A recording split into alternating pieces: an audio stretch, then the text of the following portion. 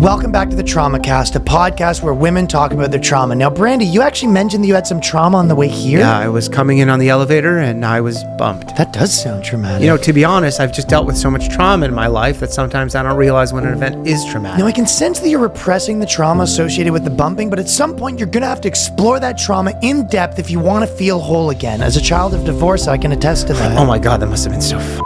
Very much so. Yeah, you know, if that trauma's too fresh, I don't want it. My parents just walked in the room and said, "We've been waiting for you to finish college to break the news, but here it is." That's traumatic. Yeah. They brought the trauma to your personal space, adding trauma to injury. Now, I say that not to take away from the trauma of the bumping that took place, but to let you know I understand the traumatic implications that trauma will have. As someone who recently went through a traumatic breakup 9 years ago, I can say... Oh my God, I didn't realize that you were only 9 years into dealing with the trauma of a breakup. Can you talk about it, or is the trauma too fresh? When you spend every day with someone for weeks, and then out of nowhere, they just decide to stay with their husband, it can have traumatic consequences. Poor wounded soul. The fact that you got out of bed this morning to come to this studio is nothing less than heroic.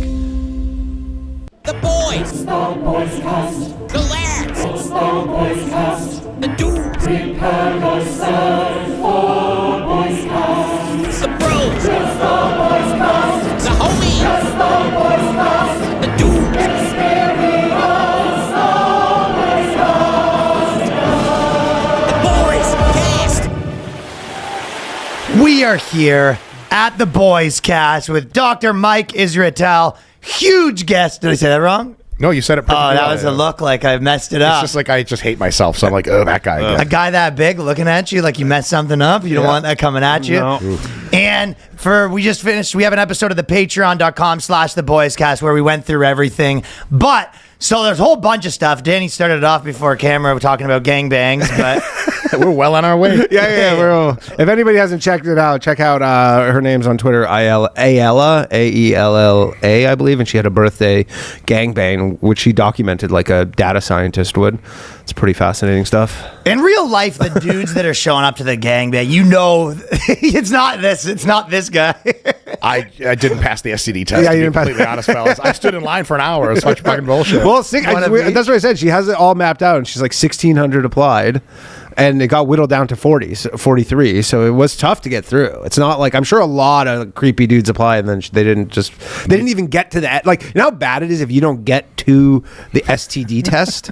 She's like, I don't even care if, like, we're not even doing Wouldn't it be good to STD. sign your buddy up for that and then send him over thinking he's doing something else? You tell your friends this shit like it's a college application. You're like, still waiting on that gangbang email to come through. I filled out the whole thing. Really good picture. I just really hope I get chosen. Hey, you know? I mean, I'm sure there was a bunch of guys probably like 44 to 60 who were just like on the bubble, Real close. who were like, man, I feel like kind of slighted. You're know, going to I have to should've- show us something special. I should have been in that, yeah. And you know what? It probably is tough because those guys probably, I can't imagine it was a massive drop off there. Like, they probably could have made it Easily, unless they had STDs. Unless they had STDs. Do you think she sent out like formal collegiate style rejection letters? Like, I bet you she "Dear did. Dr. She's- Save Mike." the dates, I'm And I'm like, thinking, I get yeah. excited. There's a fucking letterhead. I'm like, No, she I honestly bet you she did. Yeah, I like, bet she did. she's wild with the stuff. She's and then you start reading letters like, we regret to inform you. I'm like, oh, fuck. I just fucking burn the whole and then you have to thing. go to your like backup gangbang. Actually, you know what? That was one of my questions, I have a to be stack. honest. Yeah. Because, okay, right now, I feel like, so are you exercise scientist is the technique? Something like that. It's like a sports scientist, but like, this is like details no one gives a shit about / eye rolls over. Something, Yeah, but whatever. Sweet. So are you more of a scientist, or is it like a? Yeah. Are you like a doctor? It's like asking, no offense, right? It's all jokes. Yeah, Comedy yeah. podcast. Yeah. Okay. All right. Here we go. It's like mistaking a porn star for a prostitute. Like, bitch, you get fucked for money. Shut the fuck up. Yeah. Same thing. Right? Sure. Yeah. So is porn as bad for men as people say? Because I feel like that's like one of the hot things right now that Holy everyone shit. talks about. That's really pertinent to my degree. I can learn about muscle fiber types, limb ratios, how porn affects men. Typical curriculum. Okay, what about In for porn on general- testosterone? In general, don't you find that so many things you could find right now, you could find an article or like a guy on the internet that agrees with whatever you think? Like if you're like, Easily. this food's good, this workout's good, this workout's good, porn's actually not bad for you, it is. You could find pretty much anything on the internet right now that agrees with you. So it's almost like with the food stuff, sometimes I just give up. Totally. Giving up is just a good life thing to do. yeah. I can answer that question. The porn one? Porn thing, yeah. How bad do you think it is for you? The vast majority of people, something like 95% of men, have either not much of a relationship with porn or a totally healthy relationship with porn that's very well balanced. Like 95% of people have with almost everything. But when you have something like 5% of people really going down the fucking drain and just getting completely out of control with it, and it kind of starts to hurt them, addiction style. Yeah. Those are the people. Look, 5% of a population of 150 male Americans, only 100 million of them are adults.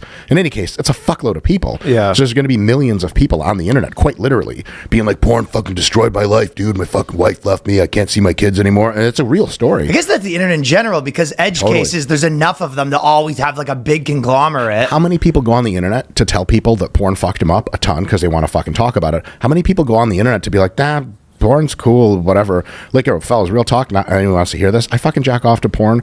I do it like, hey, what up, baby? Hey, I'm out here. You feel me? And they never say no, these bitches, because they're on videotape and they can't talk to me. But like, like I fucking jack off to porn. I do it a few times a week or whatever, and it's like fine. Like I fucking jack off, I jizz, and like, no joke. Hey, like honestly though, I think people, I don't know what the fuck, these addicts, I don't know what they get out of fucking porn, right? Because I'm with my wife or whatever, I'm fucking nut. I'm like, like the fucking real deal, like everything shakes and shit. If you have, I'm fucking real quick.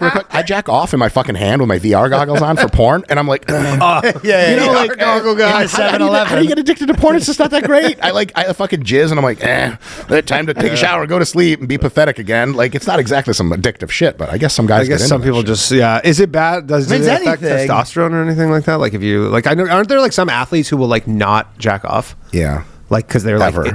Or whatever. No like, fat. Yeah, like no, but like wasn't there like there's somewhere they're like boxers and fighters where they're like leading up to a fight, they're like they won't do it. The formal research on that is mixed results, which means we just don't know. Yeah. Some people, I would say generally from an experiential perspective, it's cool to pull back on your fucking just jizzing in any capacity a few days to a week before a big athletic event, because it generally, like after you fucking, if you haven't nutted in a while, you're walking down New York City streets like, motherfuckers, everyone's gonna fucking get a fuck the world. But sometimes you're like just irritated, right? But you want to be irritable before an athletic event, right? Because that's that nervous energy is going to give you power. If you are super fucking like, if you get the blowjob of your life right before you have to do the 100-meter dash, you're like, man, what if you fuck that? What about when he gives the blowjob of his life? Not so like, if it's man, very I'm feeling physical, good. I'm firing on all cylinders right now. I want to fucking suck a guy's dick right before I win the gold. Well, look, if it's a hugely physical task for you to suck someone's dick, like I can tell by the way you look, like you put your whole body into it. Yeah, and then don't do it. Guilty as charged. Is it really a crime though? And then if that's the case, definitely don't do strenuous sexual activity a few days before a very important kind of athletic event, because you have to literally save your energy. And there's some testosterone stuff, but it's plus or minus. I would say the more you ejaculate on a regular basis, the lower your sperm count is by a long shot, which is where you see one of the reasons, like since the 1950s or whatever, male sperm counts have been going down. That's the reason you think? You don't think it's related to other stuff? It may very well be related to other stuff. It's unclear what other stuff it's related to, but it's definitely related to ejaculatory frequency. Oh. And, so motherfuckers just jacking off. Yeah, I mean, you'd have to think people are just doing it less before. Like, I mean, like, well, like, what are you gonna more, way more now? I'm gonna get a Playboy. See? Yeah, you're like, flip to man. page 3. Like in the 60s, like I didn't make that connection. Yeah, you got to use your imagination. And Yeah, fuck that. Well, what about a mental thing? Because I feel like a lot of times, from a physical perspective, yes, you don't want to be. There might be some benefits, but from a mental perspective, like in a game like basketball where it's very mental, maybe that wouldn't be good to be pent up. It's definitely true. I think it's a case-by-case, individual-by-individual situation. Yeah, weightlifting's a little more. And I guess with basketball, like they play, 82 games, so I guess you would just never be jacking off. Well, also, like, basketball players are fucking animals. The fuck are you talking about? They're out there getting fucking STDs left and right. And trying to not jack off. Yeah, they've got all the bunnies waiting for them outside. Bro, if I'm a pro basketball player, I'm trying to get AIDS because I might as well like try to get it. I might as well like it's an on the real Magic Johnson. 100%, baby. Sure. Except I don't need all that treatment. I need the real shit, Although, hey, real talk though, I don't know the answer to this. Did Magic Johnson? I'm going to be as polite as possible. Yeah. Did he get his AIDS from a nice lady or a nice man? I think it was a couple nice men. At the same time. That's what Shay says. I don't know. He was on that Substack, wasn't he? Yeah.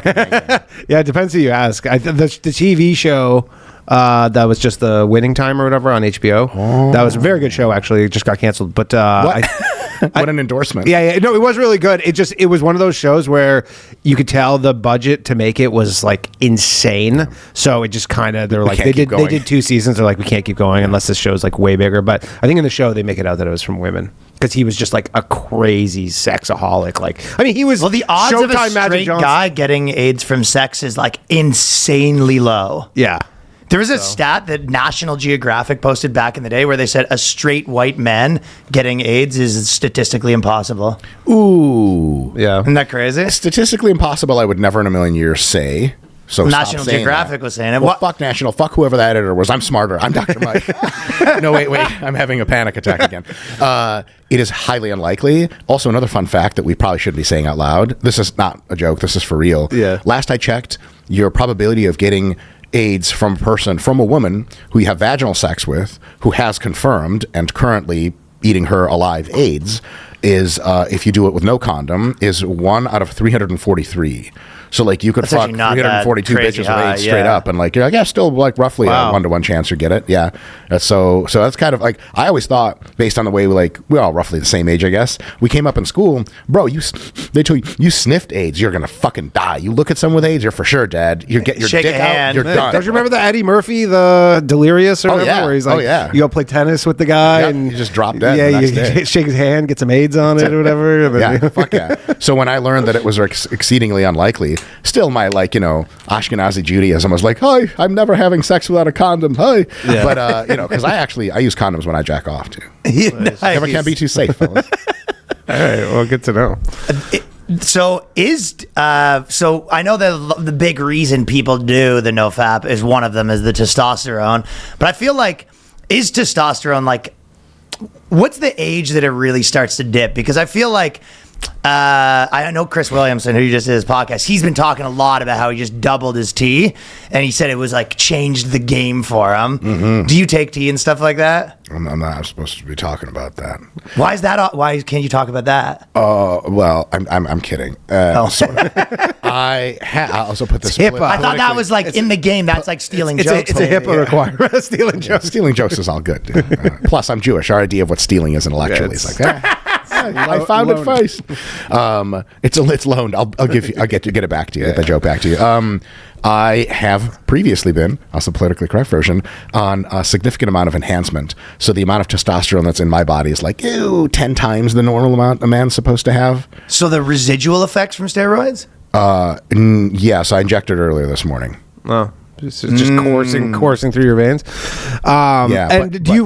Is it noticeable in your things like energy and things like that? So when you're taking attempt at serious bodybuilding doses like I am, you feel every fucking milligram of that shit because it's way too much. Yeah, it's like being on 1,000 mgs of caffeine and something. You doing the ass, the shots? Don't you worry about where I do it. Where do my butlers inject my steroids? I do it in the quads usually. Front of the leg. Okay. So, yeah. I can't really reach around to my ass anymore. I have a couple I haven't wiped in years. Bidet man? Nope. No, just raw dog. When you're jacked enough, people just deal with it. Yeah, I smell. Fuck you. What are you going to do? Yeah, someone comes around, they go, actually, I smell. Sorry. my mistake. I'm like, you're welcome. Please proceed. Dude, my buddy just takes it. He's like 45, and he just does shots a couple times a week, and he was like his game changer. But then he says he got super jacked from it. But then he says it makes your hair fall out, so you have to take hair pills, and then the hair pills make your dick not work, so you have to take dick pills, and then before you know it, you're on like 50 things just to balance it out. I abandoned the hair game a long time ago. Yeah. I started balding when I was like 8 or some shit. Well, one of the main things for me is like I feel like probably around 35 I got a little bit, just in general, I started to feel a little bit tireder, and then there has been speculation that I have long COVID. That's the other speculation. Oh, Jesus Christ. What is this, a leftist show? Is long COVID fake?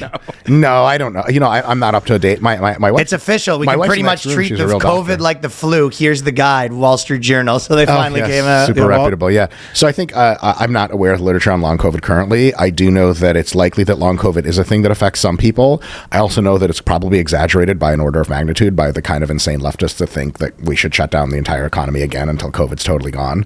But no offense, I know you motherfuckers are all like Hillary Clinton supporting and shit. Yeah, big Hillary. I'm like, if Donald Trump couldn't run for presidency, I'd do it instead with his identical platform. I would change my face to look like his. That's how fucking far right I am. I'm kidding. I'm kidding. Or am I? Hey, man, you're not going to find too many people watching this who are upset about that, but I hope not. no, I don't think 35 to 40 is generally when a lot of guys get what has been labeled informally as andropause. It's like menopause, but for dudes. So you get, your testosterone production will decline. 35? 40-ish, yeah. Which kind of like, For you, it but the happens. reason is just so you're not like a sex crazy lunatic for your entire life, right? Like, thank fucking God. I don't want to feel like I did in my isn't that 20s. kind of the And deal? riskiness, probably. Oh that- my God, fuck yeah. Yeah. But anyway, like, that definitely happens. And if you have the symptoms of low testosterone, of which there are like quite a few, if you do get testosterone replacement therapy and it puts you back into the normal or normal high range, then you can feel substantially better. I have a few friends who are in TRT, and it just like changed their lives night and day. What's the other ways to do it if you don't want to take TRT? If your life is substantially fucked in the sense of you don't get enough sleep and you don't eat well and you don't train properly and your stress is super high, Sleep's a big one, You can eh? reduce, increase sleep, decrease stress, lift weights, do some cardio, lose some body fat, eat well. Most of those things are going to rocket your testosterone into the moon if it's already low because of those things. But if you have pretty much everything squared away and you're living a pretty good normal life, there's absolutely dick you can do about increasing your testosterone. There's tons of pills and shit you could take. They're all fucking fake. They don't do shit. Or they're real, but they're fucking steroids, and then they're not that healthy for you long term. So just go see your doctor, get testosterone prescription, and you'll be right as rain. But you have to shoot drugs into your body at least once a week for really the rest of your life. And Because once you have to travel stop, with it the shit. just like regresses. Yeah, you're back. not to take a permanent day off. So they're like, fuck that. We're not producing shit. Some people, roughly half of all people, get significant testicular atrophy. So when you're like not a bitch, he's like, why are you like balls so small? You're like, shut up, bitch. Or that's what I usually I have say. the opposite problem with that. You're too big. Long huh? ball, Buddy, long yeah, ball, yeah, long yeah. ball, long over My here. man, you need to get on TRT now to get them back fucking down. to Yeah, if normal. anything, that's a win-win. The problem is it's not the ball. It's the other stuff in the ball. Like, it's the stuff beside the ball. not the head. There's just a lot of head extra- cut. Excuse me? I basically have a lot of extra stuff in my sack. The actual balls are minuscule. This is a scientific You diagnosis. need here, but- medical attention. I tried to get They one. lost something inside of it. The doctors, I went to get a surgery, and then the doctor said it didn't really take, and he was like, also, it's basically not the end of the world, so whatever. He It's not. didn't take. You're like, well, cut it out. He's like, it kind of bit me back. You're No, like, they basically put a piece of copper in your stomach that stops the blood from like going into that area, and then my blood just broke the dam. dude, you're the fucking man. Your balls are so big, surgery couldn't help you.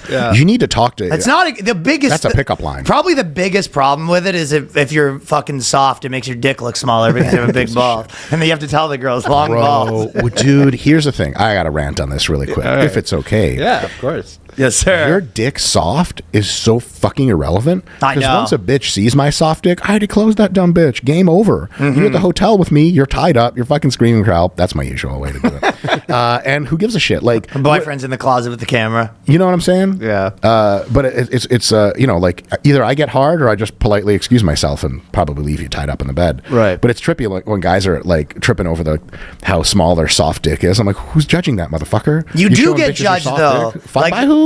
I don't know, dudes. I guess. Oh, now it makes all the boys sense. you're showing. I the want to be fucking- able to go to a all the locker room and boys be you're like the showing fucking rock king. to, you know? Yeah. Ridiculous. I see where this is going. Most nudists are probably like guys that are really like into being nudist. It's probably that they got a You know, nice you know what? Who actually tagged me yesterday on Real on showers. Twitter is remember the bro guy who was doing like the weird bro jacking off stuff that we covered. The bald dude with the beard. Yeah, there's this there's guy this who does dude. these like he says it's not a gay thing, but Of it's, course, I it's always just like say a that. bunch of dudes jacking off with each other, but it's like all like a spiritual thing. And then he tagged me. He does like a yesterday. yoga thing that's basically about jacking off, and it's essentially a bunch of dudes get on a Zoom session and jack off together. And he's like telling you that there's all these huge benefits of it. To Care to weigh in on that? to quote Ice-T from Law and Any Order. medical science on that? I got news for you. That means you're gay. Yeah, 100% I the got gayest news thing for I've ever you. heard. Hey, I yeah, mean, gay. Watch. First, it's like we just jack off together. A couple sessions in, they're going to be like, we can help each other. Yeah. I'm not going to touch your dick, but I can fucking tickle your asshole a little bit for you. I honestly think that is what's going on too. I because he tagged me yesterday, and then I clicked on his Twitter and his profile, and one it says he's has an OnlyFans, so obviously like doing gay stuff, and then it seemed pretty. There is a certain Pretty out fraction there- of gay out dudes out there, in there eventually, if you get in close enough. There's a certain fraction of gay dudes that to them nothing beats converting straight meat. They want straights. Our friend is like that. Our friend JJ is literally that's the pinnacle. Has zero success, but It's a tough game. Yeah. Because the guys are literally telling you, I'm not into it. And you're like, that's it. We're in. Like, no, well, you're the not. ones that you find and you convince them to do it, they were gay a little. You gotta catch them a couple things. Financially desperate, young, newly in New York City. Oh, gee whiz, mister, I'm from Iowa and I don't know how this works. Oh, is that right, Billy?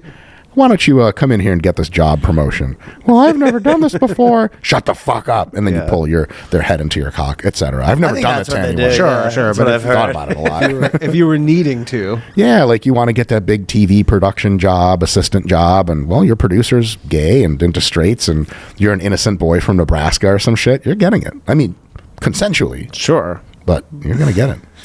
Did you see Ryan Garcia's thing the last couple days?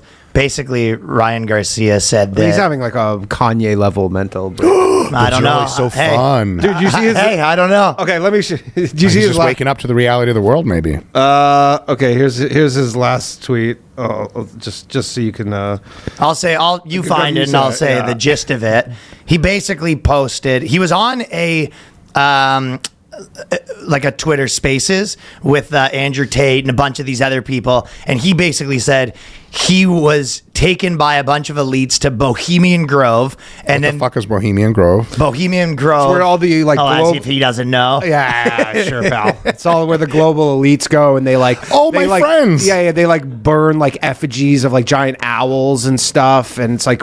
So you mean Burning Man? No, because it's not like Burning Man's a bunch of dirty hippies. This is like for It's like elites the plus Bushes hippies now. and stuff. Oh. Like, I think it's less of Burning Man Skull and and more crossbones. fucking boy. fucking Hell boy, yeah, yeah, hell yeah. yeah. Sign me up, bro. Yeah, Sign it's like me up. skull and And he bones says they shit. tied him up and then made him watch while they had sex with kids. So Dude, that's hot. I mean, that's terrible. People like recently I've been kind of having like a coming up and getting a little bit more famous type of bullshit, and people, People are like, clipping all your pedophile jokes? no, but they're not yet, but hopefully soon. But people are like, oh man, congratulations on all the new success, and I'm like, I haven't had any, and they're like, what do you mean? I'm like, where's my invite to fucking Epstein's Island? Yeah, that's yeah, how you know yeah. you fucking made it. And it's like, hey, you're a great actor. Have I been invited to the Oscars? No. Then you're not a fucking great actor. If I don't get to Epstein's Island or at least one of these fucking owl burning, you don't want. things, I'm It's gonna be not. You don't really even upset. need the kids. It would be nice to be offered, is what you're saying. Okay, here's I'm not into kids, but the offer, my God, it means everything. Yeah. You I might even come you and just want watch. to be invited, right? 100%. Yeah, this is history from 2 hours ago. They actually have the files of Jesus, the Ark of the Covenant, the Giants, the Clones, the Aliens, files on everything. They're the ones that let me in, played they ass. I got it. So he's losing his He's fucking mind. He's really losing it. Well, he did a Spaces, and he's like, they is unclear, but he's like, they took me to the thing, and he's like, they watched me like, or they made me watch them like rape kids and stuff, and it's really just like, I doubt they brought Ryan Garcia. You heard it from Danny. Didn't happen. What are they paying you to cover this up? You heard it here first. Gaslighting Whatever it this poor is, man. it's not enough. I'm going to be doing a podcast without the Jews after this, where we're going to get to the real deal. You don't want us around. Trust me. You know what? I actually, one of the biggest things when we're talking, like just back to the tea thing, is that I really, really have trouble sleeping now, and it's gotten worse and worse and worse and worse. And I tried the sleep packs, and I feel like everything I try it like kind of works for 2 days. Then my brain figures out how to beat it, and then it doesn't work. And even like I tried like Ambien and stuff, and I basically will take Ambien, and then it sort of works, but then I feel like the sleep is worse, and then also I wake up like at Yeah, groggy as fuck. wake up groggy and randomly at like 6 or something and can't get back to sleep. I don't know. And I've honestly been working out and stuff. I don't know if you have any tips on that. Like, what do you do when and it's just basically you just like lie there and think, think of everything. And I guess stress is one, but I think it's probably childhood demons in your case, like all those little boys you raped when you were coming up. You thought you made like squared away in your head, and that's coming back up. But if not, I mean, like sleep problems can have multiple factors contributing to them. So I would just make a checklist of possible things and just go down it. Like even your room might be too warm. It could be that simple. Like turn your room down to really cold, really dark. it does help a bit. Yeah, white noise can help. I do don't mean to be earplugs. racial. Brown and black noises are totally welcome. Sure. Whatever that is. Southside. Yeah, that's fucked up. The only racial humor I'll touch is Jews get the whole fucking deal from me. Yeah. And then because my wife's Asian and Asians take jokes super fucking well, Yeah. Asians get 90% of my offensive humor. Okay. But other groups of people, I'm like, I mean, hello. you like to have a business and a career and stuff. So yeah. that's fair. I mean, like the cancel culture is not as bad as it was a few years ago, but I'm not trying to test the fucking. Is there waters. cancel culture in like did it come for your industry? They tried. They tried. Was there a reckoning in bodybuilding? Are they still doing the thing where they don't tan their face? Is that over? Because I saw, because you were at the Arnold Classic, right? Yeah. And then I saw some of the photos, and it looks like they're back to doing the face. I don't think the no face was weird. I think that had nothing to do with race whatsoever. Oh, I thought it was just like a racial sensitivity No, thing. absolutely not. I haven't seen a single bodybuilder call up blackface when we're talking about tanning your face. I've never heard that a single fucking time. Well, maybe the bodybuilders weren't calling it out, but then why don't they tan their face? Well, it looks some weird. guys just get lazy, or some guys just don't want that shit on their face because they judge your physique. They really don't give a fuck about your face. Oh. If you're interested in the best possible stage presentation, your face should roughly match your body. So those guys are making a mistake. It's weird, yeah. It looks a little strange. Yeah. It looks super weird because they get so tanned. So tan, and then you're like white facing. It's kind of offensive because you're like, whiteness is so important. I didn't even want to. Well, I think they just didn't. Well, I think I always read it as they were worried that someone was going to be like, "Hey, that's too close to blackface or anything like that." No. Yeah, you've been telling people that. Well, that's what I heard on Joe Rogan's podcast. I have nothing to say about blackface that won't not get me canceled. I'm just going to shut the fuck. What, because all your opinions are how sick it is? Isn't that the good opinion to have that people want? Johnny, get the shoe polish. No. Holy shit. That happened. Fuck it, let's lean in. Yeah, no, I was wondering because I remember that was like a whole thing, but I guess they're done with that. Was Arnold a hero? To me? Yeah. Do you like Arnold? What do you mean was? He's still around, motherfucker. He's still jacked. Well, in the game. But yeah, him as a guy. I'm still a hero. Yeah, Arnold is God. What is he? So he's what? I just looked him up. He's 76. Because they always talk about. I remember when I was a kid, there was that Raiders player. Remember, and he was like took so much steroids, and then he died, and he was like it was because of that. But it seems like Arnold's 76. He seems like he's doing great. Lyle Alzado? Exactly. Yeah, Lyle Alzado. But it seems like Arnold's doing great because they always say there's like all these long-term health effects, but he obviously was on it doing stuff like that, and then he seems great. Yeah. Arnold did not do a lot of steroids by modern standards. And he stopped doing a lot of them early. And mostly, if you do it like Arnold did, you can pay a very small cost long-term health-wise. There's a bit of a variability element where some people will take a crap load and be totally fine. Some people will take a little bit and get fucking liver cancer, and you're like, oh, that sucks. Genetics fucked you in the ass. So you're really rolling the dice. But on average, the long-term effects of steroids are quite negative and do reduce your lifespan and do all kinds of other bad stuff. Like what? What are the biggest things that it messes up? They probably reduce your intelligence, at least while you're on them, and probably in some ways for some time after you're Actually? off. Why does it That's reduce your correct. intelligence? It's neurotoxic. It actually destroys some of your neurons. Yeah. Oh. Yeah, at high, you have 10 times the amount of dose you're supposed to have of anything. It gets fucking neurotoxic. Yeah. Sure. It's like if you put gasoline like into your gas tank and then spray it on the steering wheel and shit too. You're like, fuck. Because that's like a big like segment of TikTok and stuff is all these people like the trend twins Little and all that kids on stuff. steroids, yeah. They're like, they're just kind of just putting as much as they possibly can, and they do seem pretty dumb. So I think they were dumb to begin with. Yeah, No offense, yeah. trend twins. It's just how you come off on podcasts and everything else. Every one of your interactions. Do you think The Rock's juicing? I would put my entire net worth behind that. And, So that's a guarantee. because I'm a scientist, asshole, Jew, humorless autist, I statistically have to say there is no such thing as a guarantee in probability estimates.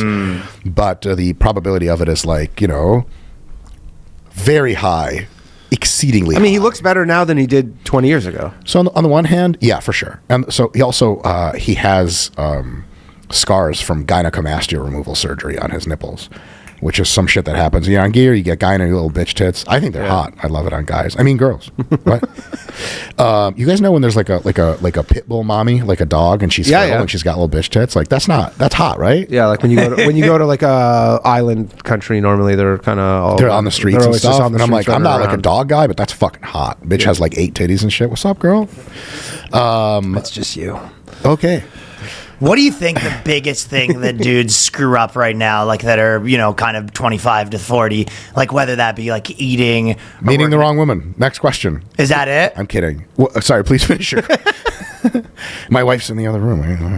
That is legitimately socially, that is probably the number That's one the number. thing you can That's mess the up. that is the number one. Dude, if you look at a guy that's in his 30s where it's like his life's a mess, like some people say there's a woman to blame. Where's that bitch? And it actually, generally. Generally, yeah. Some kind of fucking humorless cunt in the back. Well, that's the most thing that, like, most things you could probably come back from. Like, you could screw up your life pretty bad and come back from. If you have 2 kids with some woman who lives somewhere weird and, is screwing up the kids. Like, that's the one thing that you're like, I have this enormous problem that will never leave. The kids thing especially, man. Like, because you could be with a fucked up bitch, but when you're done, Then you you're get fucking out. done, You get right? out. Yeah, you're done. She might follow you and try to kill you, but whatever. Yeah, that's fine. But 18 Kids, years. man, fuck, right? That's 18 tough. years. I would just abandon my family. Fuck these dumbass kids. They basically raise themselves nowadays. Fuck. Just get them a YouTube subscription and YouTube Exactly. Premium. You're a star now, kid. Yeah. Influencer from age 2. That's healthy. Yeah, that's. You were asking what's fucking up men from age 25 to 40? Yeah, like, what would be the biggest thing you would change? You know what I mean? Where you go, everyone's doing this wrong. Oh. Like, what is your big prescription for people? Gee whiz. I'm a libertarian politically, so I'm like, yeah, you're good. But Do whatever I don't you have want. any like crazy plans for society and shit. Although a giant mechanical octopus that encircles half the earth would be nice to see. The one I own, exclusively, of course. Sure. A Jew owning a giant octopus. Strange. That's not. It's like the analogy comes to life. I think that people could be good about training in ways that are economical and effective. A lot of guys train in really dumbass ways.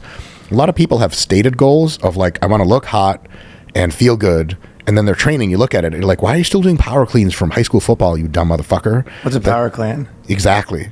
It's like when you pick the weight up off the ground and you put it on your shoulders, like all athletically, and you grunt, and you have like a jock strap, and it's sweaty, and you go back in the locker room, the guys are like, nice workout, they slap your ass, but one of the guys holds it there for a little too long, and you're like, come on, Frank, let's go in the back. Showers, 8 dudes, data science, Twitter, and we're in. Yeah, there you go. Just like working out in a way that's conducive to your goals, because it turns out that training for hypertrophy, like muscle growth, is what most people want. Because they'll say, like, yeah, I want to get strong. And you're like, does getting strong give you fucking pussy? And they're like, no. So what do you actually want? They're like, I want to have fucking pecs that are square. So the fucking bitch at the club's like, oh my God, like, what's wrong with your pecs? Can I touch them? And then you're in. Yeah. And so there's ways to train for that, which like my company RP happens to specialize in, which just make it like a very seamless fucking process. Most guys can train 2 to 4 times a week, eat well in a normal fucking way. That's not some psychotic fucking diet where you like cut out half your nutrients, and they're gonna look and feel fucking pretty amazing for all those years. It's just about knowing what to do properly. It's like you're trying to fix your car and you don't know what the fuck's going on, and any auto mechanic can be like, let me show you how to do this. This has been established for a long time how to fucking fix this problem. And you're just like, I'm just trying to do this myself. A lot of guys just go on fucking Google or whatever, and they're like, go on YouTube and like, let me see how Andrew Tate says to work out. Like, this Andrew Tate could probably teach you really well how to like run a Bulgarian escort service of women who are trapped against their will. Working out probably not his number one specialty. So yeah, just economy of effort would be a thing a lot of people get wrong. I always try to do the thing, because I always try to like cram it into 45 minutes, and I usually do the one where you kind of never stop because you keep like switching muscles. Is that a bad idea or a good That's idea? totally fine. That's totally Why cool. doesn't everyone do that? Why does anyone wait when you can just do another thing? If you are trying to get ultimate size and ultimate strength, you have to rest between sets because your body has to recover to give another fucking amazing effort. But if you want general, like your physique, I must say, as soon as I walked in here, I can't say I'm Great. sexually attracted, but I'm overwhelmed sexually. It's beyond attractive. This is peak male performance. Also, your tattoos say I'm like a little rebel bad boy. Like, don't trust me, ladies, or do. That's what I'm telling you. accurate. We're going for a different demo, man. If the girl's looking for a big jacked dude, Fuck out of my face. You got the wrong guy. You weird steroid addict bitch. That's what they want. Yeah, that's what you want. Yeah, if you want like a fucking like a Ryan Gosling physique, training with essentially almost no breaks Pretty good between physique, sets, I is guess, fucking yeah. great. I mean, like, look at you. Just look at you. There's been argument on this, but my thing is always kind of like, work pretty hard for 8 months a year, and then for 4 months a year, I sort of get chubby again, and I put on 20 pounds, and then I starve myself to death for like 3 weeks and lose it all. Thoughts on that? Are you in Hollywood or some shit like that? Yeah, kinda. Is cocaine involved?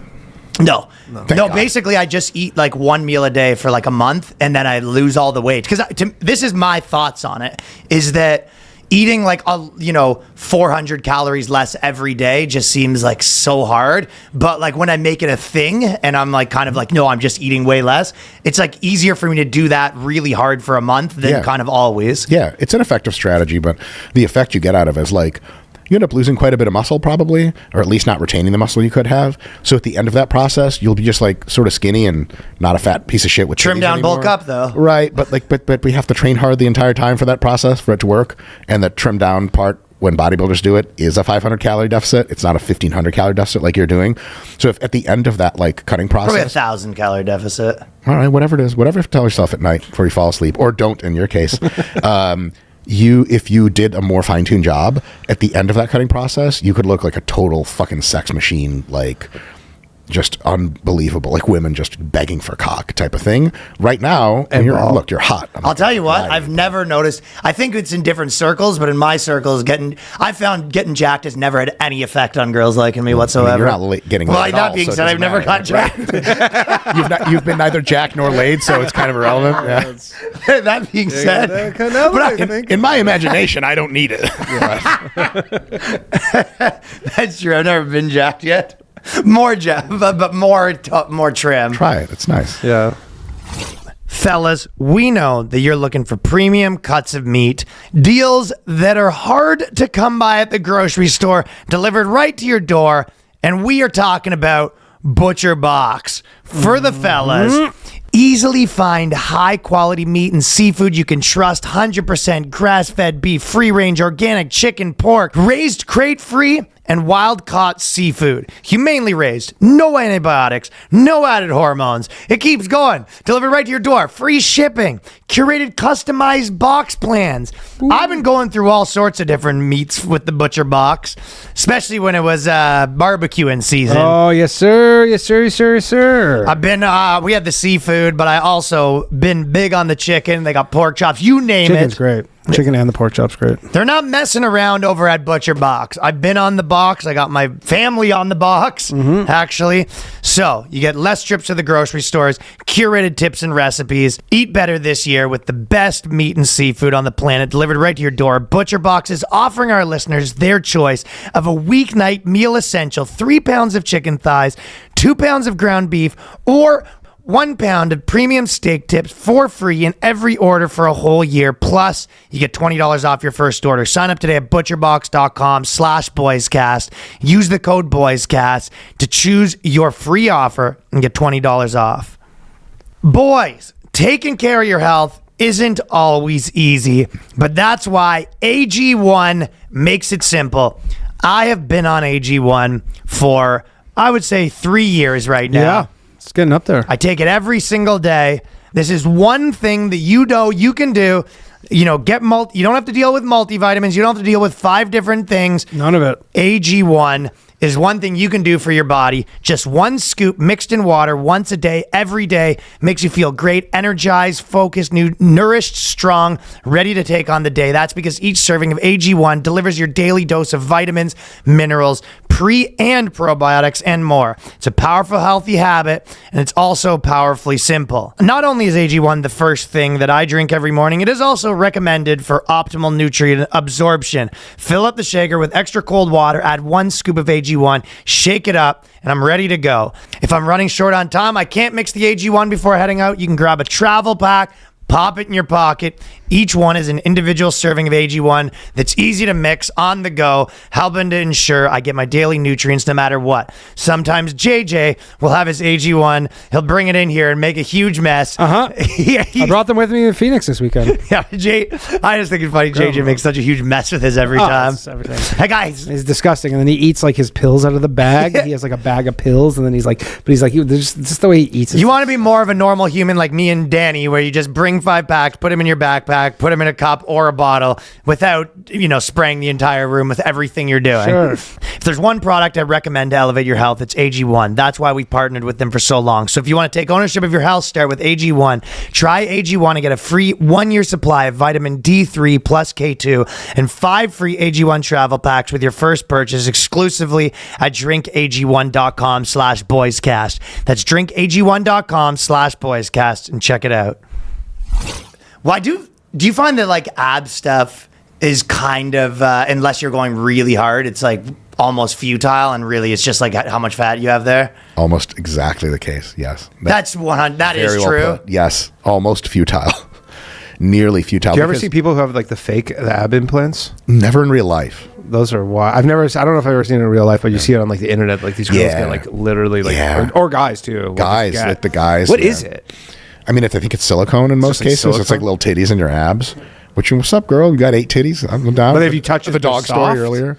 I don't know what they feel like. That's the thing. In real life, I've never. Yeah. I've hooked I up guess with a you few don't guys re- before, so Yeah, it'd be I guess you interesting. wouldn't run. I can't imagine that's like a accepted thing at like the gym for dudes. So, like in bodybuilding circles, you'll get laughed off stage if you Yeah. have fake abs. Like Yeah, that's crazy. technically, no one will laugh at you. The judges will just put you last in every division, and you'll Right. fuck off. But it's also like so fucking pointless because if you're going to be lean everywhere else, which you kind of want to be, if you want like like the chiseled fucking face that bitches like. Nobody likes like a fat bloated face. And let me tell you from personal experience, when I had one of those, still do, never got laid, still don't. It was the face was screwing you over. The chiseled face is something people like, chiseled arms, everything. And once that's the case, your abs should be in anyway with no training. They should have a 6-pack. So if you need extra fucking ab meat on there, you're just a lazy cocksucker who's probably also fat everywhere else. And like you're that weird guy at the club, like, hey, ladies, look, I have abs. Like, yeah, you look like fucking Mr. Potato Head, the rest of you. Get out of my face, you fucking weirdo. I do know a Bear lot of spray, guys. mace at the same time. Yeah, you can buy mace outside. No way. Yeah, but it's humiliating because they only sell the pink ones. Yeah, that is. I was thinking that. You got to be There's- really losing a fight to get that out of your pocket. Hey, welcome to New York City, man. You're not allowed to really defend yourself here. So Really? Oh shit. Yeah. My wife and I have been. My wife's also a jiu-jitsu person. Yeah. So we've been every time like weird people approach us in New York City. I'm just thinking of like ways I would get the entry on the fight, like pop up a no, fucking. you can't. If they attack you, you have to run away here. Yeah. And you have to flail your arms and scream. literally That's in illegal. the Constitution here. Illegal to defend yourself. You guys saw that one video where that one dude got stabbed to death in front of his girlfriend a few months back. Yeah, of course, in Brooklyn. It was in Yeah, Brooklyn, yeah. yeah. Like the way he got stabbed. He basically went and like they were all drunk, and then he decided to double back to like talk to this guy who was like trying to destroy a bike. Clearly insane. A clearly insane guy who's just like was beating up a bicycle, and the guy goes, "I can help this man." And the guy Yeah, so he's like an stabbed him insane up. leftist. He's like, it's just a matter of misunderstanding or Yeah, communication. yeah, Everyone's normal. Yeah, and then and mental illness is a myth perpetuated by the powerful, and then he gets stabbed in the fucking throat. The thing is, I saw the video. He was running away from the guy, and he tripped on a park bench or Yeah. whatever, like a bench for waiting for the bus, and then a guy just fucking stabbed him to death right on the ground. Yeah. And like, tell you what. I have no interest. Maybe I'll go down like that, but I have no interest in doing that. If I'm going down, it's like I'm trying to break your fucking knee off your body. while yeah, you're you stabbing don't want to me. be running away like You that. might kill me, but you're going to go to the hospital too. It's probably the way to do it. Not you guys personally. Yeah. I sort of like to think of myself like that, but I Yeah. feel like it might not be the case. I pitch scream and you're running away. You're like, oh, this is Honestly, really I easy. like to think my negotiating abilities can get me After- out of you it. know what? Yes, they're so easy to negotiate. Actually, my friend, the my insane friend. homeless people. After Elon Musk took over Twitter, and then for like a little while, the feed was just all people getting stabbed. Like everything, like all you would just see is all day is just people getting stabbed and stuff. And then you see people who are, be like self-defense people, and they're like, yeah, if someone has a knife, the only thing you do is run away. Yeah. I'm taking off. It's a, you got Well, if you some know how to options, disarm a but knife, not- Steven Seagal knows how to do that. The rest of us are mere Definitely. mortals. The biggest That was Steven really Seagal good. stand on earth right What there. you did with your hands, I can tell you know things. Yeah. Seagal's my guy for sure.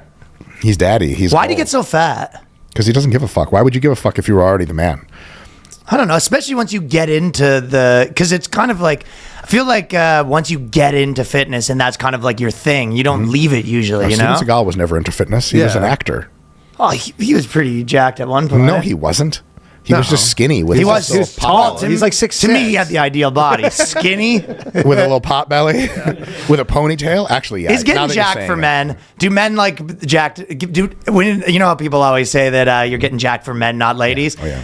I think the actual truth is there's probably 20% of women that like love that, and then the rest of them probably it's like once you're in shape they don't care much more than that. Yeah, or like you take it way overboard and they don't even like it anymore. Like hipsters fuck like no one else, and like you got skinny jeans on, you're a little fucking pathetic little stick leg motherfucker. You're getting pussy left and right, man. No, girls generally don't even like jacked guys, and it is for other guys, but it's also mostly just for your childhood demons. To be completely honest, You think so? Yeah, fuck. I mean, for a personal experience, fuck yeah, dude. I got all kinds. My demons have demons. You know? Where did that start? Like you felt like you had something to prove? Oh, absolutely. Were you a small guy growing up? Yeah, so the smallness never affected me. I didn't even know being short was something that we were supposed to be ashamed about until I was didn't mean short, I just meant, 27. yeah. No, I was always short, and I thought was you were also tall. small. Shut up. And thank you so much. That's kind of you. But then, like, my dad really, it's probably genetically as well, but my dad always told me that I was really capable and strong and worthy when I was a little kid. And then when I started like going to school, I was like dumb as rocks. I had like super crazy attention deficit disorder. So I failed out of almost every class, like up until I was 15 years old. And yeah, like I was bullied. I wasn't bullied any worse than anyone else, but like I took the bullying really, really, really personally. And so like Put their name on the wall. like if I meet you have a some list? of my not a list, but if I meet some of the people and recognize that they are who they are, like it could be like I'll take my nice life and just keep going, but it could easily be a flip of a coin of like I'm tearing that guy's fucking leg off his body in public. Yeah, Nice. for sure. Or just like really intimidating the fuck out of him, like kneel. That'd be kneel, awful to get goddamn the it. shit kicked out of you because you pushed a guy. He doesn't even know who I am. He's like, Jesus Christ, I was 10. Yeah, No, exactly. so for real, I would never do anything. But no, that shit it stayed with me anyway. And I think when I started lifting weights and getting more jacked, I felt like, oh, I feel strong. I feel good. I want more. I want more and more and more. Then fucking steroids started. I'm crying in my room trying to inject steroids. It's not working. My dick doesn't stand up anymore. And that's my life story. Dude, I've sort of heard a lot of people say that one of the things you find in the gym is community, and you kind of need that one way or the other. I've actually started when I go to the gym making friends with guys. Yeah. Shooting the dude, shit why? with them. Yeah. thought Then you you have said a you didn't spotter. take any- Every time I go to the gym now, I have like 4 guys that could true. spot. Like Yeah. I'm kind of the guy that like bops around and talks to people. You motherfucker. You're there to try to get laid in locker room, I aren't you? legitimately will go up to guys and I'll be like, what is this you're doing? How do you do that? yeah. Oh, that's so nice. That's very wholesome. And everyone's pretty down to tell you too. Yeah, everybody's down this. Like, People if you- love to tell you about their workout. People love to tell you. You can just walk around the gym getting free workout tutorials. yeah, for sure. Well, I'm like that workout guy on the internet. So people see me on a plane and be like, Dr. Mike. I'm like, yes. They're like, let me tell you about my workout. I'm like, oh, Jesus Christ. yeah, you probably get bothered a lot, huh? It's never a bother. Yeah. Because usually I try to convert into sex. But if it doesn't work, at least it's a fun conversation. Yeah. Try. So, is there truth to the thing where it's like the best workout's the one you're going to do? Because I've sort of heard you talk about that a little bit, where it's a lot of people will kind of, it's really like intricate if this is better, and you're kind of like, well, the one you're going to do is better for 90% of people. Depends on what results you want. It's always true that the workout you're not going to do is totally useless for you. So as a Yeah, I guess categorical that's rule, obvious. that's for sure. Right? Yeah. So you have to understand, like, okay, here's what I want, results-wise. Here's my bandwidth, what the most I'm willing to do. How does that map onto the other? And you pick out the most important features that get you the furthest to your goal from the timeline that you've arranged out. 4 days a week, I can fucking do for an hour. No more. And I don't want fucking super intricate bullshit. So you download the RP Hypertrophy app and then it just tells you what to do and you fucking do it, great. Or you write some shit on a fucking napkin, great. If you want the intricate stuff, that's cool. But also a lot of the intricacies give you very, very small marginal gains where it's like an intricacy will take you from placing 5th on stage, already everyone's jacked and lean, so are you, to placing 2nd or 1st. That's what intricacies are for. They're not worth the time of most people that just want to have like a fuckboy physique. The basics work so goddamn well, and they're so economical that it's probably not a good idea for you to be like, yeah, man, so like sets of 10 or sets of 9. Like, you're having a schizophrenic episode. I assure you're delusional. It doesn't fucking matter. So to keep it simple and keep it in the bandwidth, big deal. A lot of people fuck that up too. Basics is 2 to 4 times a week. Cut out like what would you cut out? Because I feel like everyone says like don't eat bread, and then you're just like, well, I'm obviously gonna not eat no bread. I don't know. That's fucking insane. I'm fucking Italian. What are you fucking kidding me? We're made of fucking bread. Oh fuck! I had a story for you guys after this. I got really razzed by maitre d', some person at an Italian New York restaurant, like one of these old Italian places which like the mafia eats there still. This guy was a waiter, and it was 2 hours of him like demeaning me. And the rest of the people at my table, he was super fucking cool too. Why was he? Why? Because what I were you instantly ordering? took it as anti-Semitism. What were you ordering? Dude, bro, I didn't even get to order some shit. He Like, was went he like, around- okay, like, let's get you 12 chicken breasts steamed? Like, was he like kind of that guy? More or less. He went around to give people menus. He started close to me. He went around to the entire table before giving me my fucking menu. And I was like, high as fuck. And like, normally and especially when I'm high, I'm like super jovial to the world, like all peace signs. So I'm like, oh gee whiz, he just had a certain system. Oh boy. And then sure enough, he's like rude to me and shit. And I'm not a person that takes offense to shit, but he like made it a fucking point. And then eventually he got me what I wanted. And like, but he really did it. He like because I was like, I want a little bit more pasta. He gave me this huge bowl. He's like, there you go, you fucking big bowl. Enjoy, you motherfucker, you fucking kike. You know, and I was like, what? He didn't say that part, but I knew he felt it. Inside. You know it's what he's Yeah, fucking yeah. saying. It was just so New York. It's like, I would never do this, but I wanted to come up to his management and be like, he's doing a fundamentally bad job. The customer is always right.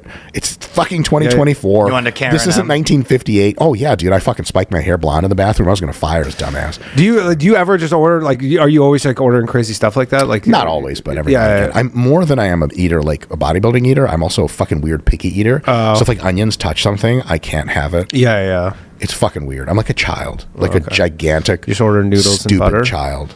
Yeah, like right, like cut up hot dogs and shit like that. Oh, now I'm you're- kidding. now you're- He's looking at me like, holy shit. We just did a that's hot for real? dog eating competition, actually. Oh, how did you do? I won, but narrowly. I can tell. He threw I'm up. No. No, honestly, it I wasn't had a that. reversal. He had a reversal.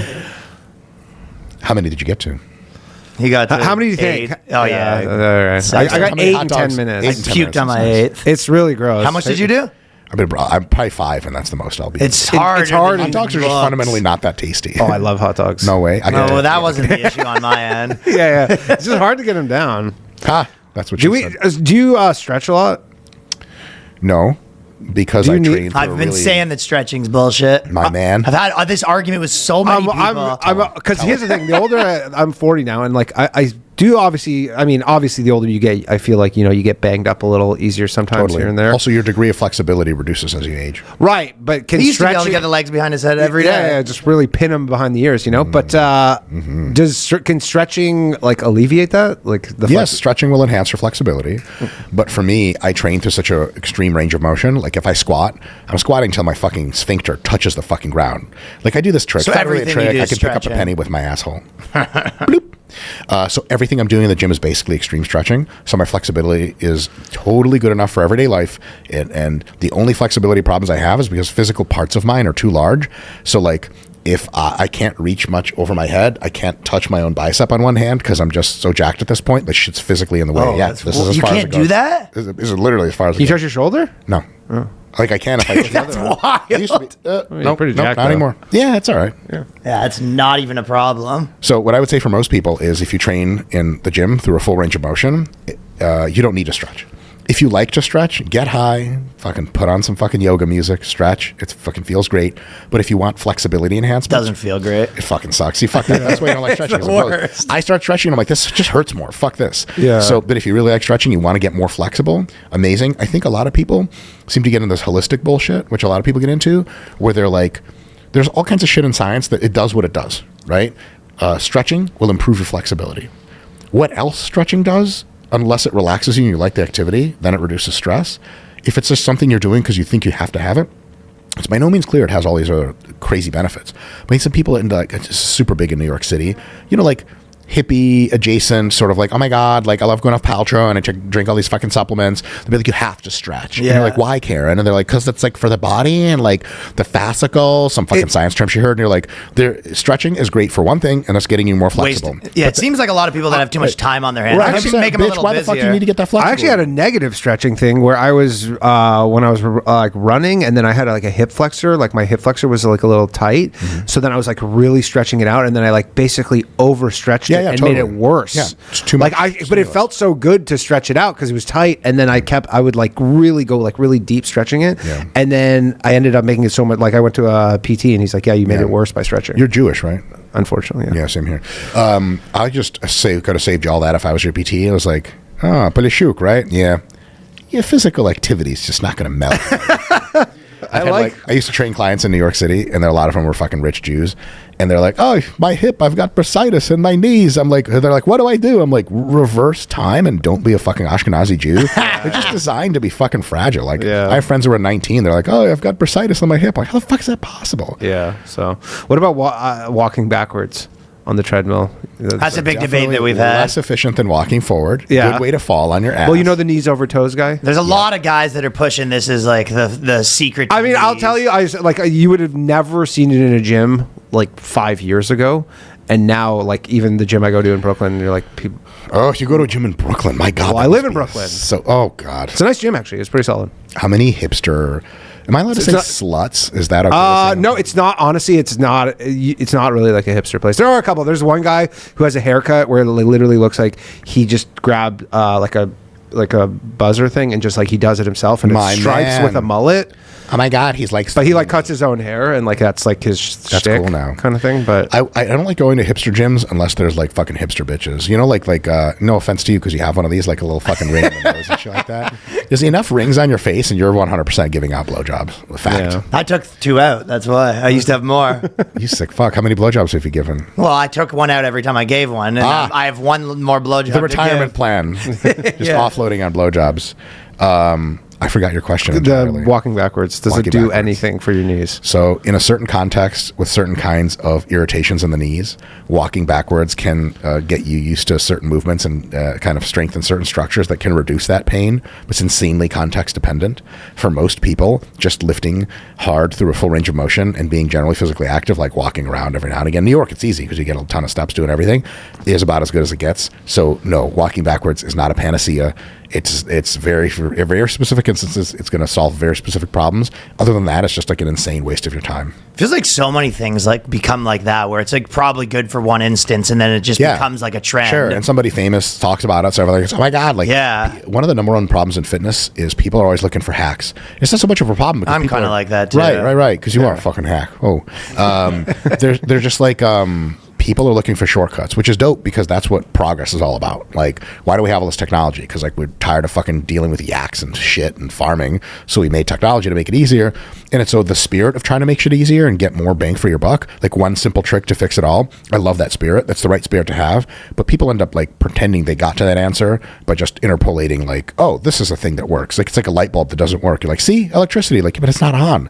Yeah, but it does stuff. Like, no, it doesn't. So a lot of people find hacks that are like, oh, this is it. This is fitness. Like, no, it's some dumb avocado oil you spend 3 times the money on. It's not doing dick for you. So economy of effort is awesome, but like this one new thing that everyone has to be doing is almost always bullshit. Yeah, I kind of heard you talk about this, but it was like the idea that you had a pretty good point where it was kind of like when you look at like gurus, you almost like people that are sort of, you know, on the internet saying they have the answers. It's almost you want to look for a guy that changed his opinion at least a couple of times where he was like, I was wrong. Because the people that are, you know, I was never wrong, you're like, that guy's probably the most wrong because no one's never wrong. It's an interesting claim to make. It almost certainly ensures that you're mentally ill if you say you're never wrong. Yeah, you just stick to your positions and you're just like, especially with stuff with science where it's probably like on the move, you know? All the time. Science improves its discovery. Now, some people have been right about a lot of stuff for a long time. They're not notorious for being wrong all the fucking time, but also those people tend to be scientifically literate from the beginning, and they make very couched statements that don't overreach their ability to know things. They say, we don't, currently based on our understanding from the scientific literature, it seems likely that XYZ is true. That's not exactly being like, my whole fucking life depends on this one thing being true. It's for sure true. I'm a god. I've never been wrong. So yeah, you attach your worth to these facts. You're like, I'm the this guy. How can I never not be the this guy? Yes. Well, it's a curious position for Mr. Knees Over Toes guy because it's called Mr. Knees Over Toes guy. Like, goddamn, dude, you want to be known for any other shit? And you have to have a new knee opinion like every day. Right. It's like, how many new knee opinions are there? He is so flexible, though. It's crazy the way he moves. I think some of the stuff he does is wild. I would like to see him show off his flexibility and yeah. ways that please other people. Do you think some of that's like, you know, you always see these, I've heard like critique of guys on the internet. You see all these guys that have, you know, abs or whatever given their tutorials, and you're like, yeah, that's a guy that would have had abs if he'd done nothing. That's oftentimes the case. Yeah, it's like they're just body is like, you know, the guy who's the bicep guy had naturally the best biceps. It's trippy because time to make it racial. Fuck it. There's like, you know, a lot of people in the... I know exactly what he's going to say, and I've said it before. Like, it's true. Right. There are tons of people that know what they're doing, and of every race. But then, like, when you're really good at some shit, and it's like racially you have a huge advantage, maybe it's because you're that race, and maybe you don't know things. So, like... We're talking about Asian people, right? We're very close. Dude, it's like if you looked at... Well, I was thinking of black guys, because I was like... 100%. Well, first of all, I'm always thinking... Well, you said very close. That's not that close. Yeah. We're all close. We're all human. Hey, human right? race. Yeah, thank you. Right? Jesus Christ. Look, we don't have time for this fucking white supremacy that you're spewing. Dude, when I was a kid, like... Yes, there's certain guys that are like really bone thin because they're kids and they almost have abs. Yep. And then like there's black guys that are like a 60-year-old Jamaican man that doesn't do anything, and he's got like jacked body with abs. And there's like some probability that he knows things and he can help you. But there's also a probability he's just that black. Like, especially if you get like pure-blooded Nigerians and Cameroonians and shit, they're just perfect. They're born perfect. They grow up perfect. They die perfect. And they're just flawless people. And they have fucking six crazy metabolisms. For no fucking reason. They eat McDonald's. Nothing happens. Perfect perfectly good wild. health, beautiful teeth and facial structure. And I'm like, whatever Hitler was on with white supremacy, he clearly was never been to Nigeria because he's a fucking idiot. Like, there's something they're doing something. He wasn't over into there, like- bodybuilding. Yeah, I know, what an- wasn't a big Nigeria guy. Yeah. Also, wasn't Hitler? Is it true that Hitler was like part Jewish or some shit like that? I don't think so. It'd be funny though. I mean, that would be quite the irony, wouldn't it? If he goes, if you turns think- out right. he did his 23andMe and he's like, he even responds to it by his Judaism. He's like, oh, I didn't mean that. I meant white power. It was just inevitably going to get to Hitler. But one thing is curious is he was like, the ideal man is 6'2" and blonde with blue eyes. Well, he was spitting there. Right? But it's like Hitler, they do have mirrors and you're none of those things. Yeah. So like when the fucking Fourth Reich really gets to doing what it's doing, like, are you on the chopping block eventually? I Could you never really imagine? got that, to be honest. I always didn't really get. yeah, you would think that he would be like has a comb over. The ideal man has a comb over. Is Mustache. 5'9", penciled. 5'9", my ass. Or whatever he was, He was like 5'4", some shit. Do you have a Google in front of you?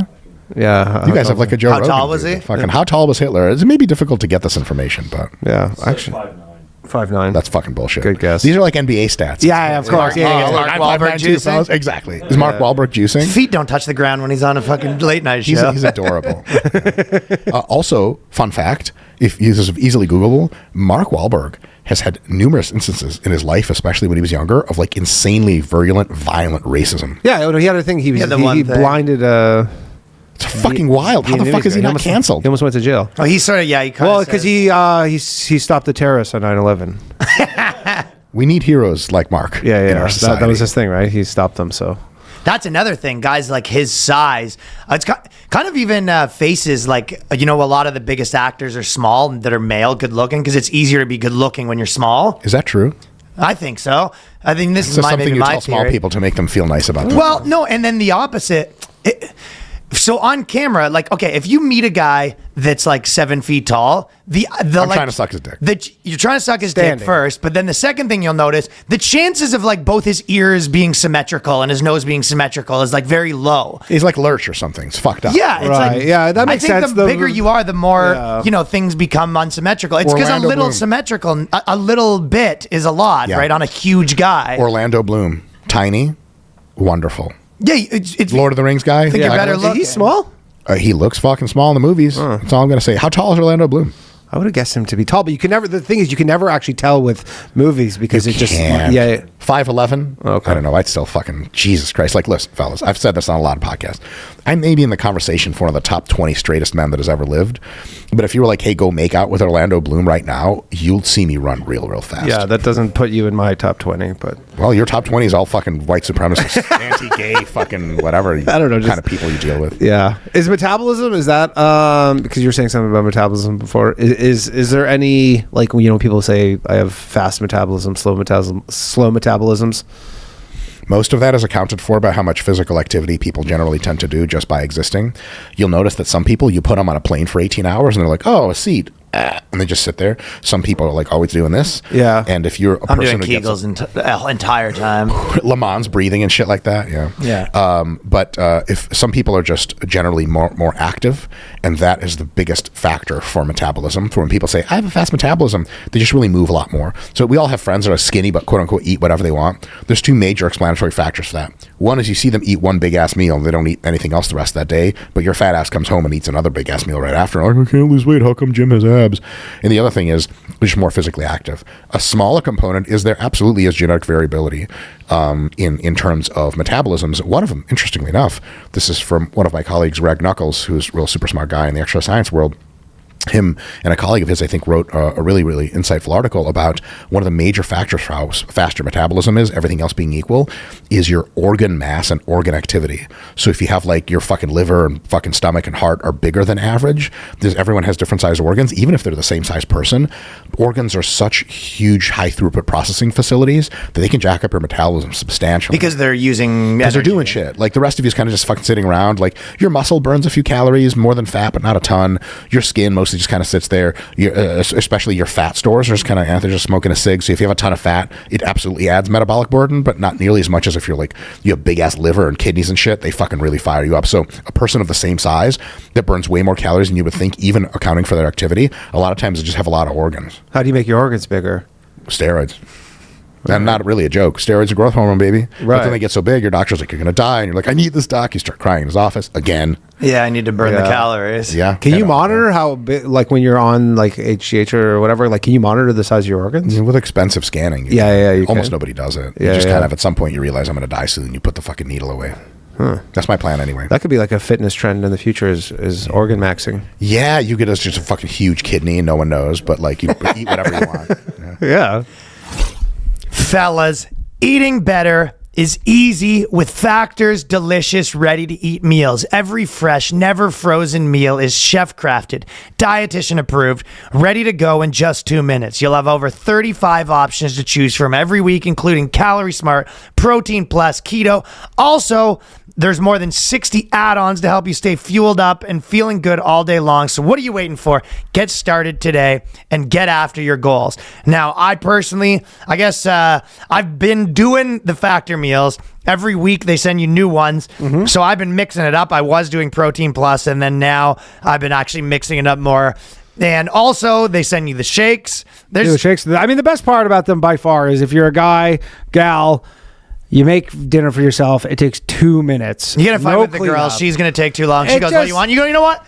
We're on our own. You do your thing. But I'll the do thing my is, it thing." used to be where you would you get these like back when I was a young lad or whatever, and you'd get the the microwavable meals, and they taste like cardboard. Yeah, they weren't good before. This is like actually really good, and it takes 2 minutes. yeah, and there's good meat, and there's like pretty. Yeah, good no, they're for great, you. and they vegetables. the whole thing's great. Yeah. So flexible for your schedule. Get as much or as little as you need by choosing your meals every week. Plus, you can pause or reschedule your deliveries anytime. Factor's the perfect solution if you're looking for fast premium options with no cooking required. Sign up and save. We've done the math, and Factor is less expensive than takeout, and every meal is dietitian approved to be nutritious and delicious.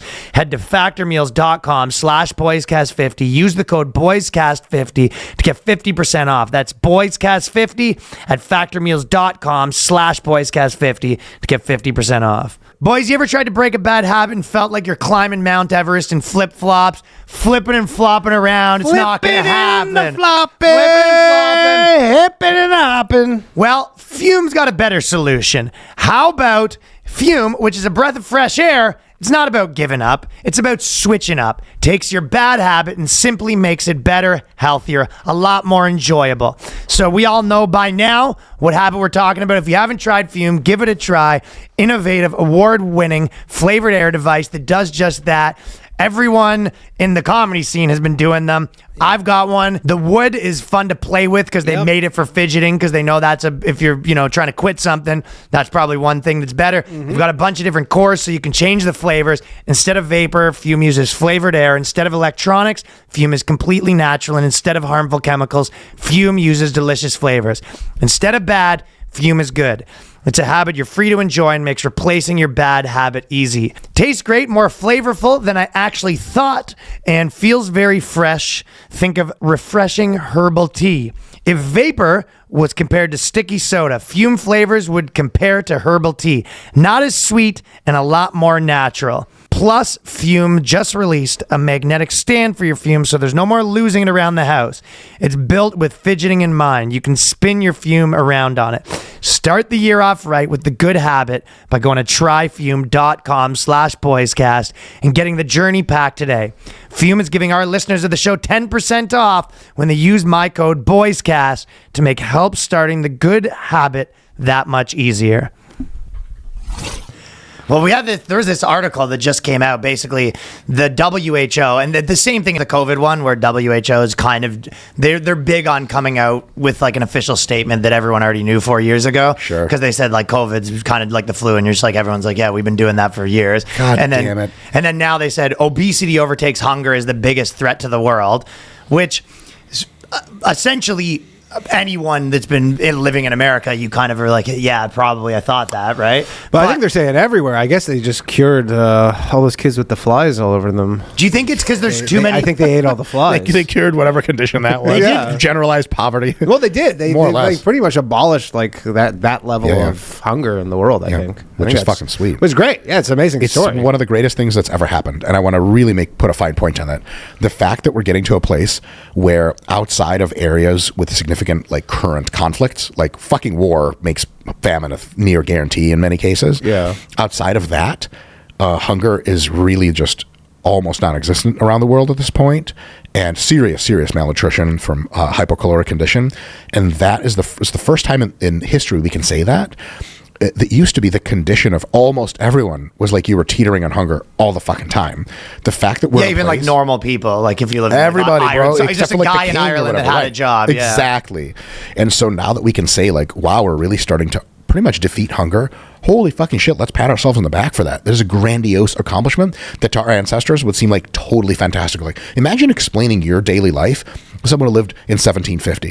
You're like, what do you do? You're like, I'm a fucking comic podcaster. They're like, what the fuck is a comic and a podcast? You're like, it's kind of like the court jester, except through electrons. We talk to everyone and everyone's a king, I guess. Like, so everyone lives with a standard of living of a king. You're like, well, actually way higher. Way 'Cause, higher. If you're a king in 1750, you're like, I have fucking cancer. They're like, mystery disease. We'll get the magician in here to handle that. And you're like, I'm going to die for sure. Nowadays, the doctor just zaps it. And you're good Everyone to go. always talks about the king part, the good thing about being a king, being like all that stuff. But really, the good thing about being a king was you're like, okay, he's dead. Bring me some girls. Yeah. Like you still don't get those parts, which are actually the best part about being a king. The jester yes. roast joke doesn't go so great. You go, Uh-oh. Done. He's done. Yeah, comedy used to be real high stakes. Oh, very.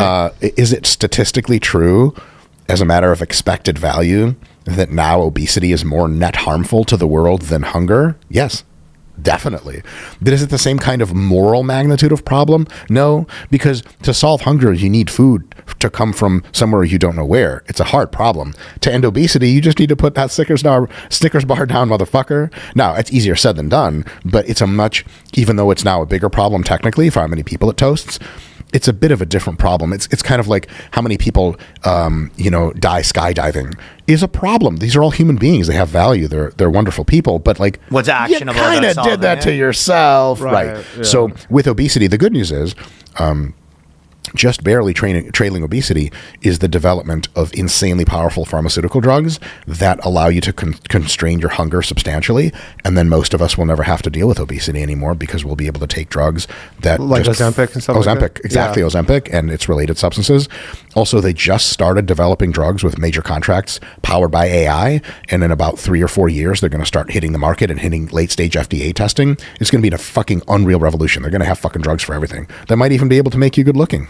I'm kidding. I was talking to myself. I thought it was all Jews really do look the same. yeah. It's Hi. there's 4 different types. You still have your hair on your head, which is Thank you. impressive. Yeah, I don't have. Are any. you really? So you think the drugs is going to sort of solve this problem? Because, there's a lot of, people that have done like the docs on sugar and kind of, if you kind of look at that way, you're like, this problem is going to get worse because, there's... It's going to get worse for people who don't want to take the drugs. That's for goddamn. And And then people say that's basically like smoking, where essentially they're just going to be that's going to be like taboo. Whereas right now probably is the peak where it's like not taboo to be just like insanely overweight. Like but- in the 50s when your doctor would smoke in the doctor's office. Yeah, You had, exactly. like ash on your pregnant belly as he was scanning it. He's like, man, see? Yeah, it's a healthy baby. See? But you think puts that a little smoke up the vagina. But it's not going to be like that. It's not going to be, hey, we're going to, as a society, curb all the sugar stuff. It's going to be more just like, yeah, people get fat and then they take a this shot. drug that forces them to be skinny again. I think more people will start taking the drug before they get fat, like on their way to getting fat. They're like, man, I don't have to do this. Fuck this. Yeah. It's like like the 20 pounds Is there overweight. any- Yeah,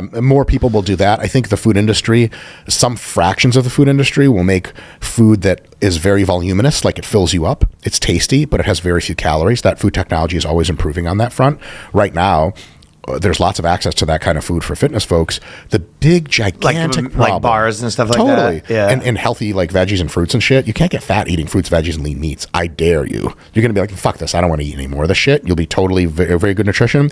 The number one proximate cause for obesity is that people are so goddamn wealthy and have so much access to food that's around. The number 2 cause... It's not the wealthy people that have the obesity. by epidemic, right? historical standards, Yeah, insanely yeah. wealthy. Like the poorest people in America are fucking kings of yesteryear. I mean, Gotcha. even the poorest people in America are still probably 1% global. Oh, 100%. Some shit like Yeah, that. Exactly. yeah. But the real proximate problem after that, the real sort of gateway problem is it's a question of who gives a fuck and who doesn't. If you give a fuck about how fat you are, there's a 90-some% chance you can curb it, you can control it, you'll never get fat. You just manage your food intake, you manage your pharmaceutical intervention, you manage your training, no problem. These are usually very cheap solutions. You can just Google some shit and never get fat in most cases. Most of the people who are super fat in America or just moderately fat, this is very politically incorrect to say, but it's all jokes. It's comedy, right? Hey. Their requisite level of giving a fuck is below the level of which they would have. It's not even on their radar. They just don't care that much. Like food tastes fucking great. And if you're going to pull that shit out of my hand, you better have some goddamn good shit to put back into it. And if you don't, I still want to eat fucking tasty food. And you're like, yeah, but aren't you worried about being fat? And they're like, yeah. Sure. And No, you're like, fat's amazing. worried enough to stop eating junk? They're like, no, fuck that. That's it. It just comes down to that. Like, how come people jack off to porn? Because it's nice to jack off to. If it wasn't, I'd stop doing it. And are like the Ozempics and stuff? Are there any are they bad in any? Nope, they have zero side effects, and I'm sponsored by Novo Nordisk. They definitely have It's still side pretty new, effects. right? It's pretty new. Well, so the drug itself actually is like 20 years old. Okay. This has been repurposed for obesity. It was because it was designed to be an anti-diabetic drug, which it also does really well. So I would say drugs like Ozempic currently, now they're getting better all the time, but drugs like Ozempic have a suite of side effects, almost all of which are just a problem with how you take the drug and how you eat in relation to it. It's management. So it's not like, oh, like you just have the side effect and you're fucked forever. You can't take the drug or you're going to suffer. It's literally a matter of like, stop doing this one stupid thing you're doing and then you just don't have that side effect. For example, Ozempic, if you eat the same kind of, if you try to eat like 4 slices of pizza on it and you're on a good pharmaceutical dose, you're going to have heartburn for hours and you're going to throw up. You might shit fucking blood and all this other crazy shit will happen because you're not supposed to be doing that on the drug. You also don't want to do that on the drug. But some people just like, they can eat so quick at the beginning that they're like, I'm going to outrun this thing. Like, no, you're not. It's going to catch up to you. So if you eat like a fucking normal person, which is super easy because you're not even hungry anymore, you basically get very few side effects. And for most people, it's so totally fucking worth it. Can you fuck yourself over? Like, I literally know of cases where people show up to the hospital with like gastroparesis and shit, which is when your stomach is like, I'm not digesting shit anymore. Go fuck yourself. You have to pump me out. Frozen or whatever. It just shuts down. Yeah. Yeah. And they're like, like they ask them, like, what are you taking? They're like, well, I'm taking Ozempic at the highest possible dose. Like, interesting. You start at the highest dose. Good job, you fucking idiot.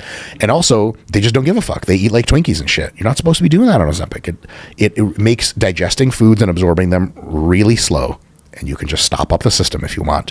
Most people have that anti-hunger response where they don't do it. But some people, when you take Ozempic, you take a drug like Ozempic, I'm trying to do something about my obesity.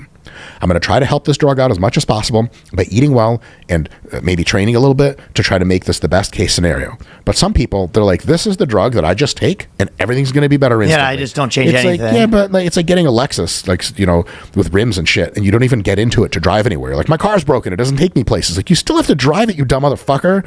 So you still got to do something with these drugs. And then they're super effective, super safe. Ozempic has so many unreal health benefits. It's anti-diabetic. So it reverses diabetes. It's super good for all kinds of systems that you have. It's good for cognition. It's good for emotion regulation. It actually makes you less likely to exhibit addictive traits for all addictive things that they fucking studied so far. People quit drugs when they get on Ozempic. They quit alcohol. Yeah, I heard people quit smoking. Quit smoking, and it just doesn't feel like much anymore. I had a friend who took that we know, a comic, and he was basically saying like, I don't really like to drink. He's like, I have to force myself to drink. Basically. 2 drinks later, you're the most bloated you've ever felt, and you're like, fuck this. Get me out. Yeah, so if you do it right, it's awesome. If you do it wrong, you'll get all kinds of side effects. But generally speaking, the risk to reward ratio or reward to risk is massive for drugs like Ozempic. And one of the things that pisses me off the most is like, there's lots of people that are anti-drug kind of as a rule. That's their philosophical principle is like, you got to stay natural. Which Holistic. is like, motherfucker, you sleep with air conditioning on and when you break your leg, you go to the fucking hospital. There's tons of machines and fucking lab coats there. The fuck are you talking about? Natural? The naturalistic fallacy or the argument from nature, the idea that natural is categorically better is the single dumbest white bitch Karen trend ever. It is just annoying as fuck. It's fucking wrong. Do what works. Don't fucking drink bleach. It's artificial. It's bad for you. Yes. That's how I beat COVID, though. Well, if you inject it, it works even better. And it gets rid of your AIDS finally. Thanks, Trump. Remember Trump was like, doesn't bleach kill COVID? And they're like, remember he's like, shut the fuck up and sit it there. With light or something. Amazing. We just need like an anti-vampire serum that introduces light into your cells, to cure the vampirism. Are Jews vampires? Some of them. We don't like crosses. We certainly have we certainly have the complexion. You see a guy at some fucking Jew guy at a restaurant. He's ordering. He's like, can I get this without garlic? You're like, motherfucker. That's not going to be that's after they ask to switch tables. Of course. Yeah. There's a draft here. I'm going to get coiled. I feel like one of the reasons for the You know how like the Petersons have, you know, some condition and they basically were like, we just eat meat and it sort of cut out all the other bad things. the carnivore? I think some people, one of the reasons why maybe sometimes people like to be natural is because you're like, well, I need to really know what I'm talking about to figure out the right system. Otherwise, I'm going to be doing it wrong. And you're like, in the absence of that, just how about none of this stuff's in my body, maybe? You kind of, so you sort of like settle on that as like maybe the better option than half-assing, you know, trying all these stuff. You end up like doing all these drugs that are sort of, you know, making it worse. You know what I mean? Yeah, I mean, some people are taking So you can minimize the like probability of doing something that's making it worse by just staying out of the game. Sure. If you really have a nasty condition that the Petersons seem to have some kind of really nasty allergic situation with most food, and then like what you're talking about, Jordan Peterson. Yeah, with the Michaela carnivore. Man, this is a comedy podcast, right? That's all jokes, right? Yeah. By visual analysis alone, there's not a goddamn thing wrong with Michaela Peterson. Holy fucking shit. I'm a married man, but what's up, girl? You feel me? I mean, you know what I'm saying? I'm married, but what's up? My wife. He likes the meat diet. We're looking for, you know what I'm saying, girl? I don't have a lot of meat, but my wife and I, we do the threesome thing every now and again. I gotta be honest about that. Yeah. How do you find the guy? Usually Craigslist, and we don't want to know his name. We don't want ID. We just want it in there, raw dog. If he's homeless, it's better. Come in, put on the clown outfit and the black to feel face. dangerous. Sure. That's the way to do Definitely be dangerous for him, man. You show him to be that third and you walk out. My wife's also jacked. He's like, Jesus Christ. It's like, why is she wearing a strap on with spikes on it? We're like, welcome. I definitely would. You know you're ending up having a gimp mask. I mean, yes, that's one of the masks I put on during what we call the charade. It lasts 8 hours. I feel like guys like you must almost get in less fights because there has to be less guys picking fights with you when you're that big. I've had that happen a few times since I've become jacked. Where also gets you out of a situation. I've been doing jiu-jitsu a long time, and the way you look at people in the street, like eye to eye, and they can tell you're interested in fighting them if they started it versus you're scared, because that's how a lot of confrontations with like pieces of shit who are antisocial. Like, I don't get into fights. It's fucking insane. I don't ever bully anyone. It's fucking insane. But there's people in the world that will try to have their way, and they'll try to fight you if you don't want to, you know, like just out in the street, not bodega or some shit. And they're looking for signs of you being a pussy. And they're all automatic, like they're on your face. And I've had that happen a few times. People have been to me and they turn around like this. And I just look at them, I do like Russia face. I'm like, hello. And they're like, it seems like that guy's too interested in this. Also, what the fuck happened to his head? Like, if I punch him, maybe my fist will break. And so, yeah, it's highly unlikely I'll be getting in any fights because of this whole deal. But I desperately want to. Would you do any bodybuilders do that carnivore diet? No, fuck no. Right. No. Almost all bodybuilders do the same thing. They do high carbs, moderate to low fats, high protein, and as the show is coming up, they cut their fats really low, and then if needed, they cut their carbs. That's it. That's 95% of all bodybuilding diets. It's just the most effective way to look like a bodybuilder. The problem with carnivore is carbohydrates give you a fuckload of energy, and they fill your muscles up with glycogen, which makes you look poofy and full, and they help you grow and retain more muscle. They're just fucking wonderful. And if you have a medical condition like Dr. Peterson does, absolutely you should try carnivore. If that helps, by all means, fucking please. But unless you have a severe medical condition, there's no good reason to cut out carbohydrates. Also, fruits and vegetables are carbohydrate. Holy fucking shit. Dude, the carnivore people have lost their fucking minds. It's like, humans are not designed to eat plants. Bullshit. And they're like, yeah, man, plants are bad for you. What the fuck are you talking about? Dude, fruits and veggies and whole grains, if you look at the amount of scientific studies on them that say they're good for you, it's like an infinity. And like, is there a context in which you can eat carnivore and sort of get away with it? Sure. But like, why limit yourself? And they're all people proud. have to turn everything into a religion. It's an extremist religion. They're like, fucking, what is that, like the lion diet or some shit? I eat like a fucking lion. Shut the fuck up. No, you don't, pussy. You're not a fucking lion. You a little bitch who just eats meat pathetically. You hear that, Liver King? Called out. Fuck Liver King. I'll take a shot at that title any fucking day. He was the most obvious one, because I'm not like, I don't know this stuff that well, but it's like, I know that the red skin and bulging like that isn't natural. That's trenbolone acetate. That is extra help. Is that what that is? I don't know exactly if that's the case. It's a little beyond TRT. Tren is a drug initially designed for cattle, and it's been human tried a few times, but it's very bad for you, and it gives you something that's colloquially called a tren tan, which is like, it just gives you really red skin, mostly because it increases your blood pressure substantially, but from other mechanisms too. And Liver King had a fucking glorious tren tan. I mean, the guy's fucking red. He's red. And he's probably color correcting himself to be less red too. Yeah. One would think. Yeah. That's pretty crazy. Yeah, the Liver King thing with his, and didn't he have like, what was it when they get like the distended abs or whatever. Did he have that? Yeah, like whatever. Like your abs get so big they like bald. Like was it Palumboism or something? Palumboism. Yeah, That's yeah. from like taking a shitload of gear. Yeah. Where you're like you have like the abs that like stick out. It's trippy because both of my parents look like hobbits, and they both have little pot bellies. So do I. Even when I'm stage lean, I can puff it out and make it a pot belly again, and then pull it in, and it's like a super six pack. And I'm like, God, fuck you for this. I could easily see if I was a bodybuilder and I started doing gear, I would be an extremist about it. I could see myself like getting into that culture, if you know what I mean, because I'd just be like that I am about everything else, where I'd be taking the most gear. You can see it. I could see that'd be fun, but you can probably just can't do that forever. It also feels miserable at some point. Like when you're taking enough gear, you're frustrated all the time, you're anxious all the time, you're angry all the time, and it just feels like total shit. You're extra confrontational. Yeah. So it's like roid rage essentially. It's like it's very, real. very It's just real thing. roid rage is a spectrum. It's not like you're normal and you freak out. You're just always kind of on edge, and the more gear you take, the more on edge you are. It's fucking awful. You're just like constantly irritated. Constantly. Did you see that thing with we talked about a couple of weeks ago with the steroid Olympics that Peter Thiel wants to do? Yes, I'm actually TMI. I suppose I can't say much about this, but we're trying to get involved in some capacity with that. Interesting. Potentially. Yeah, at least in a promotional capacity. I think I've been saying this for fucking years. I was the only person in grad school debating 20 other people in my class about how we have to have an untested Olympics if you really want to test Olympics, because the incentive to cheat massively declines if you have an alternative categories. For example, in bodybuilding and powerlifting, there's a tested division and untested division, or tested federations and untested. The tested one, they like, hey, don't do drugs, we'll test for them. In the untested, they're like, welcome and do whatever you want.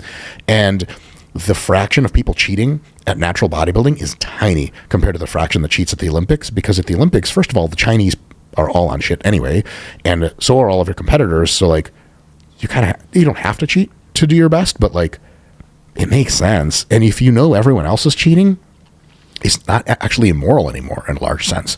So a lot of people at the Olympics, even ones that didn't want to take steroids and shit, they end up cheating because it's quote unquote what it takes to win. Like they did a statistical analysis a while back on the Tour de France, the fucking bicycle racing, Lance Armstrong stuff. And they realized that to get down to a 50-50 chance of someone not being on gear, they would have to be ranked 700 or below in the world. Yeah, so like everyone above rank 700 is 51% or higher probability that they're on fucking gear. Well, so, but it's drug tested, right? They just like the incentive They to have beat the test fake are pee massive. and the whole thing. Oh, the whole thing. So they have systems on top of systems because the incentive to win is massive, and there is no alternative. The enhanced Olympics can be like, look, if you want to do this, great. Also, people get what here's the fucking problem. But it's hard to compare to bodybuilding, because in bodybuilding, you're like, well, they're almost two different competitions, because the gear is like going for a different body. You know what I mean? Totally. 100%. Whereas like in running, it's like they're the exact same thing, but one gear, one not. Totally. So who would be like a top guy? Why would you want to be in the gear race if the non-gear race is like where the money is and stuff like that? That's a very, very excellent point. I'll say it this way. I love the idea that they're coming up with the enhanced Olympics, because we're really going to find out what people want to see. A lot of people will say, hey, I want to fucking see Barry Bonds fucking break a baseball bat. Whoa.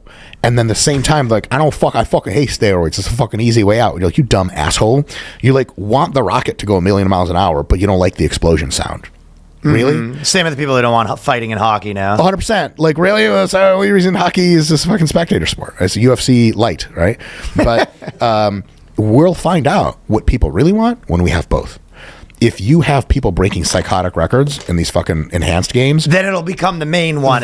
Maybe. So it's really a bet not. on if this just becomes. Yeah, I see what you're saying. Totally freedom. Let the competition. And there's the assumption, I guess what you're saying is that they're like, there's people, or some of them are doing it anyways. They might just be these super advanced programs where it's not detectable. Like Lance Armstrong, they only got him retroactively. Totally. Right? Totally. And then they also found out that everybody else was also doping. Totally. The interesting thing about that is you can crank up the penalty. So I'm a huge fan of fucking like letting people do what they want and take gear and do whatever. I'm also a huge fan of not cheating in sport. So I really like the idea that once there is an enhanced version of the Olympics, the regular version can put the fucking hammer down on cheating. Holy fucking shit. You fail one test, lifetime ban. Right now they do these fucking dumbass bans where it's like 9 months, and then they fucking juice up for 8 of those months, get back into the testing pool in the last month. They're like, oh, I've somehow gotten better at everything and I'm drug free. It's like, you motherfucker. That's a thing that happens, and it's because the Olympic Committee doesn't want to like ban people forever. That's cruel, right? But like, no worries. If you get fucking popped for drugs in the future in the tested version, that's okay. Your career's not over. Just go have fun with your friends in the untested version. Like, well, I don't want to take that many steroids. Like, well, you're a cheating asshole, so go fuck yourself. Yeah, it's one or the you other can really kind of just, and that'll clean up to a significant extent. It'll clean up the regular Olympics a ton, because if you want an outlet, go do your thing. Another thing is, you can test for the only pertinent thing that people actually give a shit about with the downside with performance enhancing is health. Hopefully. The Enhanced Olympics has a thing where the way It's you more get above board. right, you get approval. They do a CT scan or whatever. They do a fucking calcium score. They do whatever fucking blood shit. And they're like, if you seem to be healthy, you're approved to compete in the next games. If you show up and your blood is like a fucking soup can kind of consistency, then they're like, you can't compete. They're like, yeah, but nope, you're not healthy. It's like, if you're healthy and you're taking gear, who gives a shit? Compete, enjoy. You understand the trade-offs long term.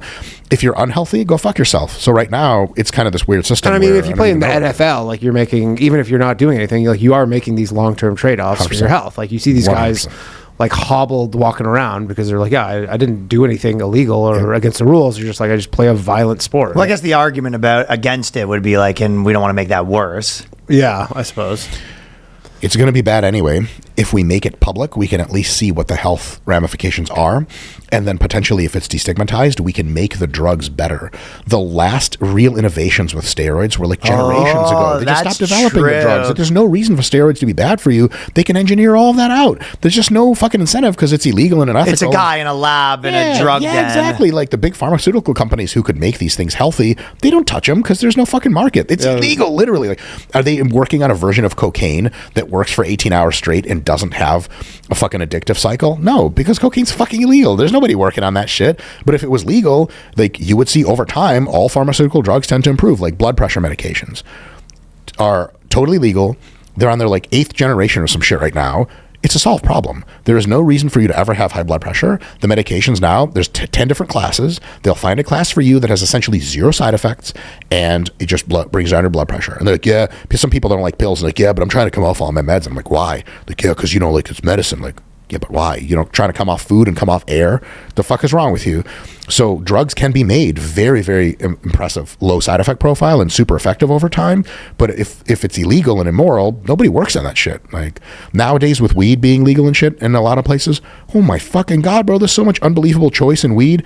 It's all lab tested. It's all exactly the dose that you want. It's all like CBD enhanced. It's all this other wonderful shit. Back in the fucking 90s, we used to buy fucking Detroit rags. Like, Jamal would give you some shit that he said was weed and he had a gun on him, so you didn't argue back. And then maybe you got high, maybe you didn't. And maybe it was fucking meth enhanced and whatever. Weed or some shit. Exactly. Yeah, so fuck all that.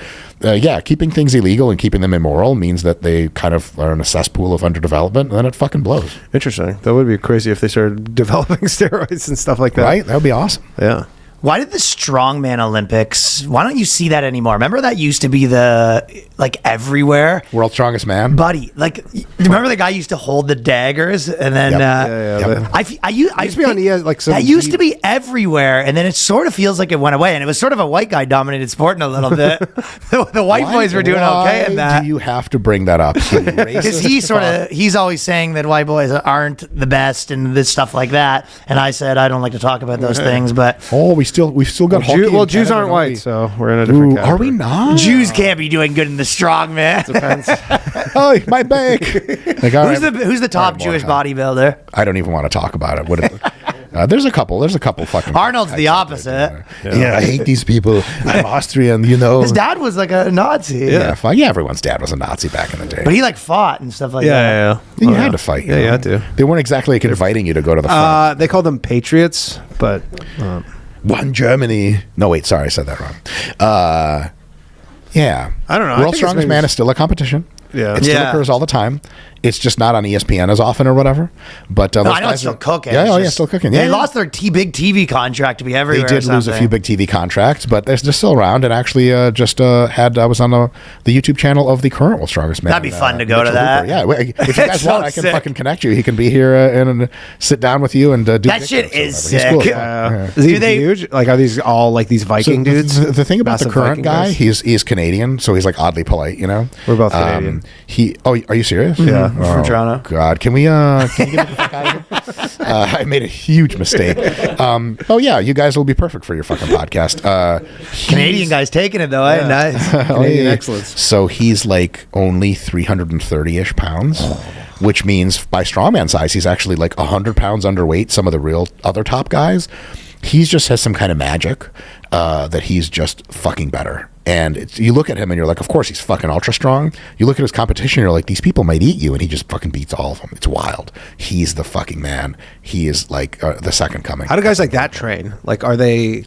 They train a lot like bodybuilders, but they also will do sets of 3 to 6 reps heavy, and they'll also train in the implements, which means like the stones. They'll pick up the stones in training and shit. Like they actually train in the. Like A lot like of it's the just like boulder, holding like- weird Correct, the stuff. boulder. Yep, the boulder and the fucking log. Yeah, it's like all like awkward things that you just super heavy that you just have to hold. That's my nightmare, man, having to do that garbage. You really find out how much man strength you have when it's a fucking rock.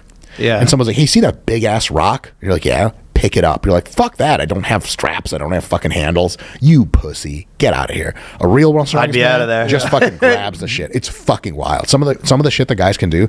Like a couple years back, they had the stone loading, but it wasn't the round stones. It was just fucking natural rocks of various sizes. And one dude like picked up a 350-pound natural rock and put it onto a platform my height. If you can do that, That's so crazy to get You're them so high fucking up. strong. To get them, like, it's up is crazy. insane. These people.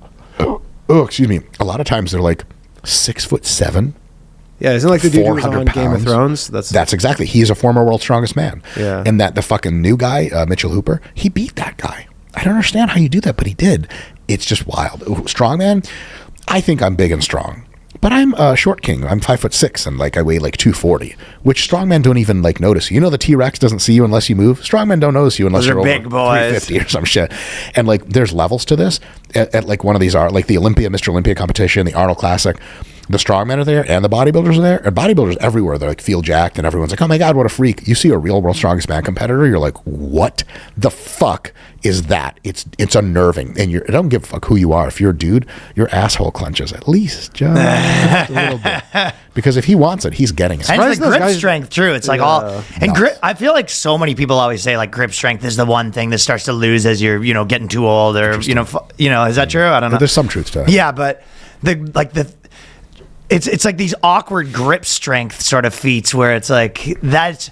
It's probably not like, okay, if you take the strongest guy, it's like, okay, he can lift 4 times more than you. I feel like on the grip strength thing, you're like, no, his grip strength is like 25 times better than yours. Or like you can't even compete in the same event because you can't do anything. You couldn't even do any of You this can't stuff. do 1 rep and he can do 20 and you're like, I'm infinitely weaker. Yeah. Well, they're like, hold the swords. They'll just be like, bonk. I can't pick this up. They're like, you're fucked. yeah, How do they not get those guys and like trying to convert them to be like offensive linemen or anything in the NFL? That's a really good question. Because like you want, like it seems like they have everything set up. It's a different kind of guy. I guess I'm just It's saying. the wrong color. They're not Pacific Islander. They're not black. Get out No, of there's here. a lot. That's what I meant by a different type of No, guy. offensive linemen are everything. Yep. Corn-fed Nebraska white Yeah, boys. yeah, Yeah. I can actually answer that question because I am in fact a sports scientist. Isn't that nice? Yeah. We don't have to speculate anymore. I love it. Football it may not look sometimes is an insanely high skill game, and almost everyone who plays football at a high level started when they were a child. Because for that shit to be automatic and fluid and efficient against the best in the world, they can't just take you when you're 25 and be like, "Here, we'll teach you how to push people." Like you're gonna get done real dirty on the Yeah, like football you don't field. know The all guy the just footwork sidesteps and you, and oh stuff. my god, yeah, the Yeah, footwork is. Another thing is speed is much more preferable in football than strength, and those guys have to be fast. You're like the fastest for a big guy. Fastest for a big strong guy versus strongest for a big strong guy is a little bit of a separation. Yeah. And at the NFL level, it counts. The guys, we actually on our YouTube channel, we just trained a guy who used to be a D lineman for the Patriots when they won a Super Bowl. Satema Gali. He's pure-blooded Samoan, which is what he says. Samoan. Yeah, those 'Cause guys He says are it the real way, and I'm monsters. like, my God. So I thought he was The Rock when we went into the gym. He's 6'4", 310 pounds, but he's a fucking 48-year-old man. And I'm like, what the fuck? What the fuck? He's just better. He's bigger. His hands are bigger. His feet are bigger. Everything's bigger. And he's like some like under 5 second 40 time weighing 310. You don't crazy. want that much human being coming at you. And he's athletic and he's fast and he knows things. One does not simply. But on the other hand, if you take him and put him into World's Strongest Man, they used to do that in the 80s. They'd have the best guys from the NFL. They would pluck guys from Oh my other God, places. they would just shit the bed immediately because they're like, I can't lift that at all. And they're like, well, that's actually They a just go 10 get rep. dummied. 100%. There's specialization. So to your point, like it sure as shit looks like you could. Yeah. If you took like Hafthor Bjornsson, the guy who's going to get the Game of Thrones giant guy, if you, instead of raising him in Iceland, you raised him in the United States, there's a very high probability that he would be playing high level football at some point in his life. But it takes a long time. We were just actually in Europe, and because he's obviously in Scandinavia, they have these big dudes. But like, is it the food that cranks out? Because I sometimes think like these offensive Wouldn't it be lineman genetics? size guys. It's exclusively genetic. Yeah, dude, I always go to some of those But places. like I'm saying, where the just people are amount bigger of here. them in the U.S. relative to, I feel like, Exclusively genetic. yeah, it's Dude, just genetics. you go to some of those places. There's people that are like, oh, I need my wife to be big, so my son will be big. Like they think like that. Sweet. That's cool. It hurts me a little when you see like top strongmen, obviously all jokes, but top strongmen who are massive, who they're like, oh, meet my wife, and she's like 4'11". That's my wife's height. No offense. And you're like, so the legacy ends here, huh? Like I'm 5'6", right? If my wife and I make children, there's little tiny half Jew, half Filipino babies, whatever. Rob Schneider, fine. But like, you have a chance to make a goddess or a god, and you pick some fucking regular. What are you doing? What are you doing, pal? Come here, uggo, 7 foot tall bitch. You are gambling though, because if you get a girl and she ends up being like 6'5" and like enormous, it's not the best. Like you're kind of banking on the fact that it's a guy. No, why not? Why isn't it the best? I don't know. It's not the best if he's 6'6" and you're a chick. Correction. If you're really fucking great at doming people and your fetish game is on point, you go to New York, you will beat down so many you CEOs telling your for girl so from many a- millions of dollars. That FinDom money. Yeah, from age. There's money like, to be made, and from little kid status. You're like, you give her a toy to play with, and it's like beat up the pathetic Wall Street CEO toy. She's like, what the fuck is this? Like, that's for later. Yeah, dude. I actually, and like the way you were sort of describing that, I've always sort of said that about like. In comedy, there's a lot of people that are like super funny that aren't comedians, and they'll kind of be like, oh, I'm funnier than that guy. And I'm like, yeah, maybe, but it's basically like the same as if you were an athlete that ended up playing football and you're like, oh, I'm a better athlete than that guy. You're like, yeah, but you can't skate and you can't play hockey. Yeah. You're like, yeah, you might be a better athlete than the guy, but this is a different thing. And it takes 7 years to become like just adequate at. Yes. And they're like, well, I'm funny. That guy was like, well, will you do that? Yeah. And you're already late in the game. So it's like a lot of it is that. It's exactly my situation, actually, because lately, since I've been like opening up more on fucking YouTube and shit, people are like, oh my God, you're so funny, ha, which I super appreciate, right? But they're like, you should do a stand-up. Like, people are saying that for like a while now. And I'm like, I don't have a fucking stack of material. Also, I'll just shit my pants. I'll walk on stage and be like, so guys have dicks, right? Am I right? And everyone's like, ha, ha, ha, ha. It's also That's all hard I to got. just be like in the midst of your career, busy, and then you're like, oh. Also, the people, when they started this, they were just like living in a house with 5 dudes and doing this nonstop for 7 days a week, 8-10 hours a day. But I think that same as hockey, right? Like when you're, or any sport, you're like, they were 5 years old. Like this is the whole thing. So it is hard to like switch over. Dude, you don't see a lot of it. Totally. They know shit they don't even know. Even though what they're they the know. best athlete. 100%. The other thing is like, I usually. That's a good way to put it. They know stuff they don't even know Right, they it's know. just totally subconscious. When you're 5. When my wife and I went a little while back to a local comedy show. We live in the Detroit area, which is like, we just like the sound of gunshots, so that's why we live there. But there was You from there? I mean, I'm from stinks. Russia technically. Like I was born in Russia originally. Yeah. Which Him sucks. too. Total dicks.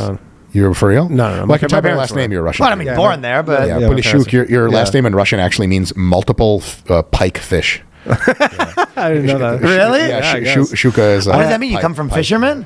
No, actually, you know what? This dude Andreas told me he You say likes- pike with a P or a K? Both. In this case, both apply. I did say P, but he's also a K. Yeah. with a K. No, he told me it was like some swamp people or something. That like sucks. if you That's look at actually just etymology that's actually anti-Jew. Right? No, like Swamp people? Dude, literally, he like told me that.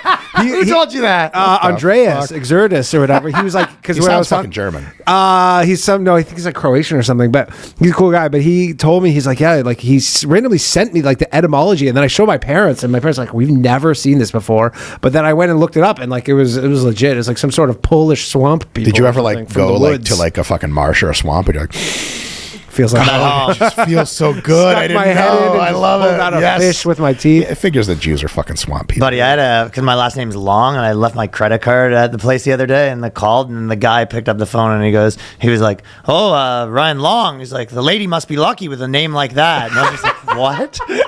Yes, I have a huge Fucking penis. Freak says that. I love it. I would totally say that. Mr. Long, your limousine awaits. And I was like, "Anyways, do you have the card? What is this?" Yeah. That's great. Weirdo. There was an article in the Wall Street Journal and says, this was not Wall Street Journal, but it says the Kelloggs CEO is criticized after saying cereal for dinner. And basically, Kellogg's is going hard trying to get everyone to eat cereal for every meal. And part of it's because, the economy's bad or whatever. But Is it? economy, man. Tell him. I mean, I don't. Me and Danny are both economists as well. Yeah. I mean, in certain measures, but in certain measures it's not. I mean, don't know. when I justify my total lack of tipping entirely, that's often one of the things I'll say. They're like, you forgot to tight tip. I'm like, economy. hey, in this economy. In this economy. I mean, I did buy a coffee next door at the hotel yesterday, and it was just a drip coffee, black, and it was $8.50. Why'd you buy that? Fuck New Because York. I was hanging out. What are you doing? Because I was literally hanging out in their lobby for free. Because I was. I'd say call the cops. I was hanging out in the lobby because he was recording something here, and I was nearby. The shark got. And then I was like, well, I want a coffee because I'm like hanging out. I was doing work in their lobby, which is a great hack, by the way. Just in New York City, if you need somewhere to chill, just walk into any hotel lobby. And but just you hang don't look out. like me. They just kick me out immediately. Nah, Like, they're not sir, gonna kick you're you clearly out. Russian and criminal. I feel like it's the opposite, though. Who would ever want to kick you out? The doorman. They would go kick that guy out. Like, Fuck I'll that. just He quit. looks safe for now. The thing is, New York City, they have so many like super busy hotels where they have no They idea. don't give a fuck. They don't care. You almost got your Crappy Jew card hack. revoked by paying $8 Well, for but coffee, I- but you were there for the free lobby, so of course. 50-50. I felt like I was, and I'm like, I'll be back. But the problem was Oh, there was I'll no return. price. There was no pricing anywhere. So then I just go get a coffee. That's and so fucking and then, rich people annoying. Yeah, and then I was like, I just assumed to be like $5 or something. So, anyways, $8 is crazy, it's man. I'd fight the guy. Joe Biden's America, you know. I tell you what, man, back when Trump was president, things were better. Woo! Now we're talking. Woo! Weird bald eagles come out of nowhere and shit. Yeah. Well, we've sort of had this argument because I don't think the cereals that, the ones with all the oats and stuff like that aren't bad for you. And he basically says you're having cake for breakfast. No. I'm talking about like if you have parents who give their kids. He's backtracking now. He said it on every cereal. No, Lucky Charms for breakfast. You're like, that is a deconstructed piece of cake, essentially. I got it. So when did you start realizing you were racist against the Irish? Exactly. Oh, I hate that's his people. I hate the Irish. Were you going to allow this? We on were your just fucking we were just there. podcast? We were just in Ireland. It was a What's wrong shithole. with me fucking Lucky Charms, you fucking cunt? I mean, that's really kind of shit Scottish or whatever. No, but that's all right. it was some the trick generally is British. it was the some of one them. trick, and I have to figure out hard tricks because I'm so bad at accents. But Irish is higher, Scottish is lower. That's what you do, Oh, you fucking fuck. and then go lower for Scottish. Oh, yeah, fucking fuck. Yeah. Look, you can eat anything anytime that you want. As long as your overall daily calories are roughly where you need them to be and you're consuming mostly nutritious foods, you can get you some Lucky Charms for dinner. Is it a good idea? Always? Probably not. Is it sometimes cool? Yeah, man. And also, Mr. CEO of Kellogg's, if you by some small chance hear this, what's up? You got money and I'm trying to like rep the brand. You feel me? You could be the Kellogg's Fuck breakfast yeah, guy. the new Kellogg's guy. Like, he's not always for pedophilia. I've had this argument with so many people where they're just like, it's not about calories, it's what you're eating, blah, blah. And I don't get how it can't just be calories in, That's calories categorical out. nonsense, by the way. Right? Everyone tries to justify that it's not just calories in, calories out, I feel like. So it's not just calories in, calories out. For your body weight, absolutely. For your overall health, because you can be like, there's plenty For of weight, fucking, yeah, that's what I'm saying. There's plenty of really sick people that are Well, if you eat normal pizza weight, every day in McDonald's, right? yeah. Exactly. But the calories are the biggest part of the puzzle for health and for how you look. And then, of course, eat better than not. People better. want that not to be true, but it is. Totally. The other thing is, like, if you eat sort of like 70% quote unquote good stuff, which is like fruits, veggies, whole grains, healthy fats, lean proteins, you can do fucking good stuff, right? The shit everyone knows is good. If it's like 70% that and the 30% that's bullshit you keep within your daily calorie constraint, you can have fuck all, anything. Fucking ravioli, you take ravioli and you put it into your Lucky Charms, put a crack rock in there, mix it up, smoke the whole thing. Ow. What about skipping breakfast? That's my big thing. That out of all the things of like, trying to stay healthy, to me, that's the one trend that I felt like actually was kind of working good. Because it's like, it just seems not that hard to wake up and you kind of don't eat for a few hours. You haven't eaten Just seems already for easier. 8 hours, Yeah. so then you're Yeah. just Continuing the essentially trend. So some people, they need breakfast to feel energetic and mentally to be on their A game. Some people are also very Is that hungry in true? the morning. Yeah, absolutely. Yeah. Well, wouldn't that what's the reason for that? Why do different brains react differently? Like, why wouldn't that just change if they didn't do it for a month? Like their body would get used to it. Like, what's the reason for that? The brain prefers glucose as the number one fuel. And the best way to get glucose into your bloodstream is to eat a high carbohydrate meal. What's the alternative if your brain doesn't need glucose? Why do some brains Runs need on glucose? ketones. Every brain prefers glucose. No brain needs glucose. They can run on alternatives. Some people, when they're running on alternatives for a variety of reasons, are like, man, this feels great.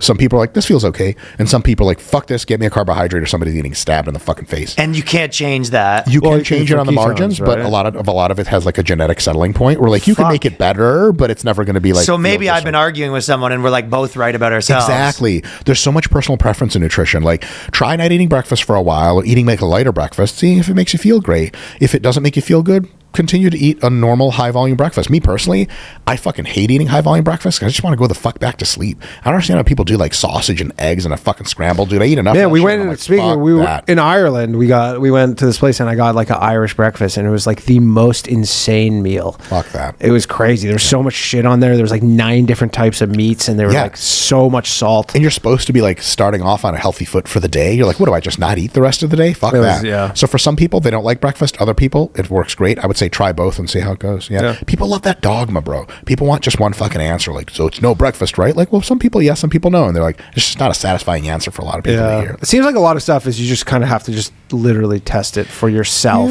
Yeah. Like for whatever. Fasting, same. So you see that as the same as fasting? Because he's been sort of selling that pretty hard. No, you're not a big fast. No? No, I'm kidding. I was hoping well, you were. okay, so I'll tell you I would this. have loved if he was like, that's so bullshit. You're an idiot. I mean, there is some weird stuff like when you I would have loved that. You do get this crazy like mental clarity after a period of time. Yeah. But I think that's like, is that like a literal like a hunting response? Correct. Where- Yeah. Slight enhancement of your fight or flight. It's actually a higher stress response, but you'll find that you're mentally the clearest when you're just a little bit stressed, like alert. Yeah. Some people get that. When you eat lots of food, there's a postprandial after ingestion response. It turns up your parasympathetic nervous system, which is the opposite of the fight or flight nervous system. It chills you the fuck out. It's like a big ass blunt hit for your nervous system. You're like, you know, you have a big ass Fasting meal. is? No. No, After you you- eat a bunch of food. It's like Thanksgiving. You're just like, it's- Thanksgiving effect, right? Yeah. And some people eat so much dog shit and eat the wrong foods for them and eat too much food.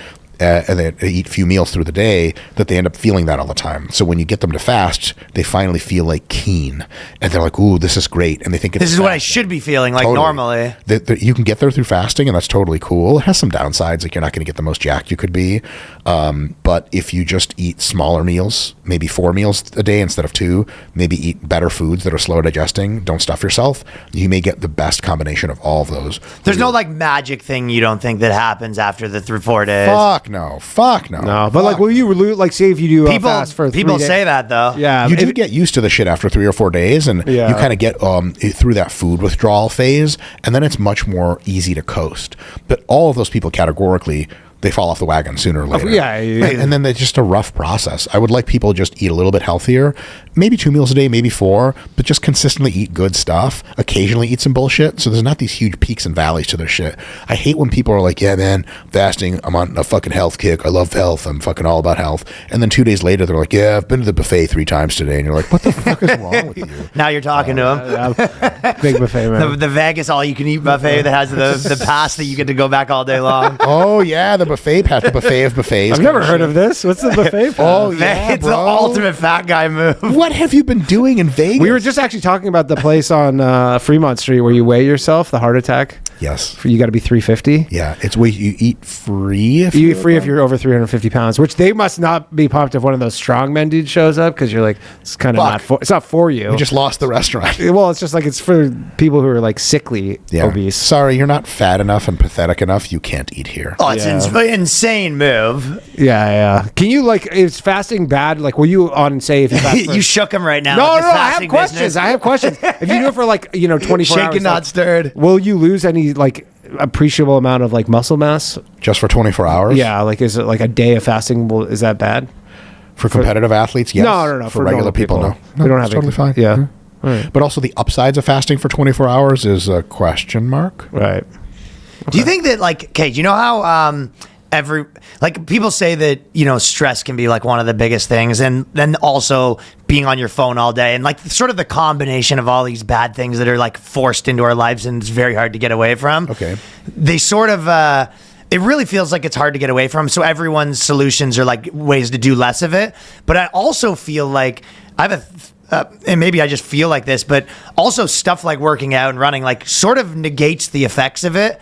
Or do you think that, some of this stuff where people say it's the biggest problem, like for example, just looking at your phone all day or like the dopamine of all that stuff, like going to the gym somewhat like resets the effects of those, or do you think that stuff's really bad for you? Good sleep, good food, and good training has a massive resetting effect on your whole system. It's a really fucking profound thing. And it can actually buy you so much excess health that you can drain away some of your health doing stupid shit and not pay a huge overall cost. Now, if you could both live healthy habits like gym and good food and good sleep and be on your phone and on Twitter forums getting pissed off a little less, it would be even better. So you think that shit is really bad it's for like you? the guy who drinks 5 beers a night, but he trains so much he still has a 6-pack. It is offsetting it, but he could have a fucking 8-pack if he didn't do that. So yeah, it's like good things are good, bad things are bad. Well, how bad are those bad things? That's what I guess the second question. On how you relate to it. So if you're on your phone all the time, but you're consuming immersive content that is positive for you and it's educational. So it's about the content, not the action of the fucking... Fuck no, it's all about the content. Yeah, if you're just like on Twitter just fighting with people all day, that's I can't bad imagine news because your fight or flight's always on, but there's no one to fuck up, and that becomes like a little toxic really quick. I have that problem where like I read my try to get away from this a lot, but reading comments on social media is like one of the stupidest things you can do because it's just totally not representative of your actual fan base or whatever the fuck. Yeah, that's true. It's like the 1% worst people. Comments are 50-50 as far as I can tell. Ours are funny, so ours are pretty good sometimes. Sure, there you go. We kind of have cool comments. We have 50-50 well, in my forums. Half of the comments, roughly, is just really exuberant, super excitable, super awesome people. And they're fucking great. And the other 50%-ish are like pathetic, miserable, F word I can't say anymore, trolls that are just awful fucking people or normal people just having a really bad time. Look, and I'm having a bad time in my head. I'm much more likely to debate people on the internet and in not nice ways. Like being around that toxicity, like a huge thing hit me a while ago. If you hung out with people like that, you'd be like, kill me, get me the fuck out. But I'm voluntarily hanging out with them over the internet. What am I doing? So if your social media interactions are positive and self-reinforcing, amazing, bro. I want to live in the fucking VR space full time. But if they're toxic and awful and you're just at the worst bottom pile of the worst Twitter cesspool ever all the fucking time, yeah, shit's going to cost you, bro. Yeah, it'll fuck your brain up. You know what I was kind of thinking about? Like, just in general podcasts or like how to consume it the right way. And also like a little bit related to that guru conversation. You know, when you have like, if you like, let's say in your field, like if you probably go to that conference you just went to, the Arnold thing, you're probably around like 3 or 4 other smart people. Like if you probably talk to a bunch of those guys for an hour, you probably leave with something else contextualized a little better, right? Yeah, definitely. Doesn't mean you guys solved every problem, but it might mean you were like, okay, we got a little closer to the truth there after that conversation. And then you're like, if you have 3 or 4 of those that you listen to, and then you're kind of like, okay, that you basically make podcasts that for yourself. Yes. Where you kind of are like, okay, here's the 3 or 4 that I listened to. And after listening to that, I think that this guy maybe made the most sense on this. And it's sort of, but instead of being like, here's the one person that I follow for everything, it kind of, you almost treat it like you would treat people that you like in real life that you're sort of you like don't hang out with to. just one person. Yeah. Well, it's just the 2 of you, but there's some kind of weird relationship here. I can tell there's a weird sexual dynamic. Alpha beta relationship you're sort of sensing. Ooh, who's the alpha? Who's the beta? Like, comment below. I actually have been getting shredded right now. Feel that? Oh yeah, he's tattoo flexing on you. Hey, touch my tats, Jew boy. I have 0% body fat right now. I honestly think you're too lean, and it's scaring me. Yeah, do you actually think I'm too lean? No, what the fuck? Oh, yes. Okay. All right, he was kidding. What about You think it's the perfect amount of lean? are you a cold plunge guy? Or That's what the rappers say, the perfect amount of lean. Cold plunge and saunas. Saunas have some interesting research where in some contexts they might be good for you. But the number one thing there is you have to think that the experience is enjoyable and relaxing. If you don't, you're not going to have a good time in the sauna. I go in the sauna. That's me. I do not have a good time there. It's just fucking hot and there's dudes and cocks everywhere. Like, Yeah. Agreed. Now the Grimy. sauna in my gym actually is because every guy brings their phone in there too, which is like so insane. oh, you want them to talk to you? No, I just want it to be like, I don't Oh, know. he's like, I got my towel off. No one's even noticing. fellas. They're Guys. dicks in real life. Why are you Yeah, looking he's at at the them on Equinox. No one's even pouncing. What are we even doing You here? got to get real close to people in the sauna and start talking to them. Like, so what brings you in? They're like, can you get your fucking cock out of my face? I mean, if we're talking, I prefer not to talk either. I just want to. I still get sauna tips. I go to the sauna. I still have my thing. I go, what's this business you're doing? You're sitting like that. Is there any reason for that? Hold on a sec. What bothers you about people being I don't on the know. phone It's like in the almost like sauna? at a movie theater. Like I don't. I feel like Were you looking at something? That It the is, fucking- it is a bit of a grumpy Yeah, old I don't guy know. thing. Maybe I don't know. There's something. You just want the seems- men to share that fucking. No, I don't want nasty to talk experience. to them. Yeah, well, a couple boys sitting down, and this guy's Maybe it's ruining an it. irrational thing. You gotta, It like- just seems odd to me that everybody's like, Sauna conversations are funny because you like make eye contact with some guy and you're like both sweating your ass off. You're like, and he's like, yeah, That's really all. oh yeah, and then you're sucking his dick. The whole thing. as you do. Cold plunges are for most people stressful, and they actually, in certain contexts, especially if you do it right after you train, reduce how much muscle growth you get out of it. Interesting. Cold plunges are one of the biggest scams of modern time. Whoa. Ladies and gentlemen, that's a big tidbit right And there. they can be healthy for you if they give you that shock response. Take that, Russell Brand. That whole thing, but that categorically means that you don't challenge yourself in other ways. You're supposed to get that shock response from fucking training hard, you fucking pussy. So go in the gym, sweat like a fucking animal, hurt yourself in the good way, the muscle pain. You don't need a fucking cold plunge, because I think people need a little bit of shock in their lives. Like usually the lion would chase you and you're like, oh, thank God that's over and you're healthy. But if you have only easy things around you, your brain starts to kind of degrade and it's like perception of things. He sort of had that shock when Epstein's files started coming out. He's like, please don't be in there. Am Please I don't on be in there? there. I don't remember being there, but I was on a lot of drugs at that time When in the my flight life. log. That's my shock when the flight logs get released. Dude, I'm telling you guys, like, honestly, it's one of my big fucking downsides in life is that I never, now he's dead. What am I supposed to do? How the fuck am I supposed to get to the island when the guy invented it? I mean, there's other islands out there. Like Man, what? cold plunge. Chase Dorena has been pushing so hard to have cold showers, and I was just like, I'm not taking a cold shower. Fuck that, bro. It's crap. It's Which guy with a stupid. gun is going to push me into a fucking cold shower? Get the fuck out of I my do face. not want to take It a is cold shower. it is like miserable thing to do. I think my grandfather, who was like in the Soviet Red Army, he was a big cold shower guy. But they were just miserable people. Look, they didn't have a lot of showers back then. No. And the cold was free for access for all. You just go outside and die. Yeah. Cold plunges, cold showers can be there's two ways in which they can be good. They can give you that little spark and wake your ass up, which is nice. Typically, I like for people to get that from training because they get all the benefits of training plus the spark instead of just the spark. Also, the cold can reduce your proximate level of inflammation. It can prevent inflammation from getting higher. So if you have to peak for a sport, like if you have to be your best sprinting speed tomorrow, but your hamstrings feel a little tender, if you do some cold treatment, the processes that make your hamstrings sore are actually mediated by inflammation, and you can turn that knob down by making them cold. They never become inflamed, and they feel fresh, and you fucking have the run of your life. So that's why all the basketball players are going into the cold. And for them, it may be a good idea in context. For the rest of us, like, motherfucker, you a stockbroker. You're not a fucking basketball player. Just do two things to make yourself healthier. One, train your fucking ass off. And two, make sure that Dom beats your ass every Friday and Saturday at 7 p.m. All right. And she's got to be big, too. And not attractive. You can't be attractive to your dominatrix. Yeah. You have to fear that bitch. She's 500 pounds. She hates you. Really, she hates you, and you can feel it through her whip. Oh, yeah. Sign me up, fellas. I mean, I already signed up. Yeah.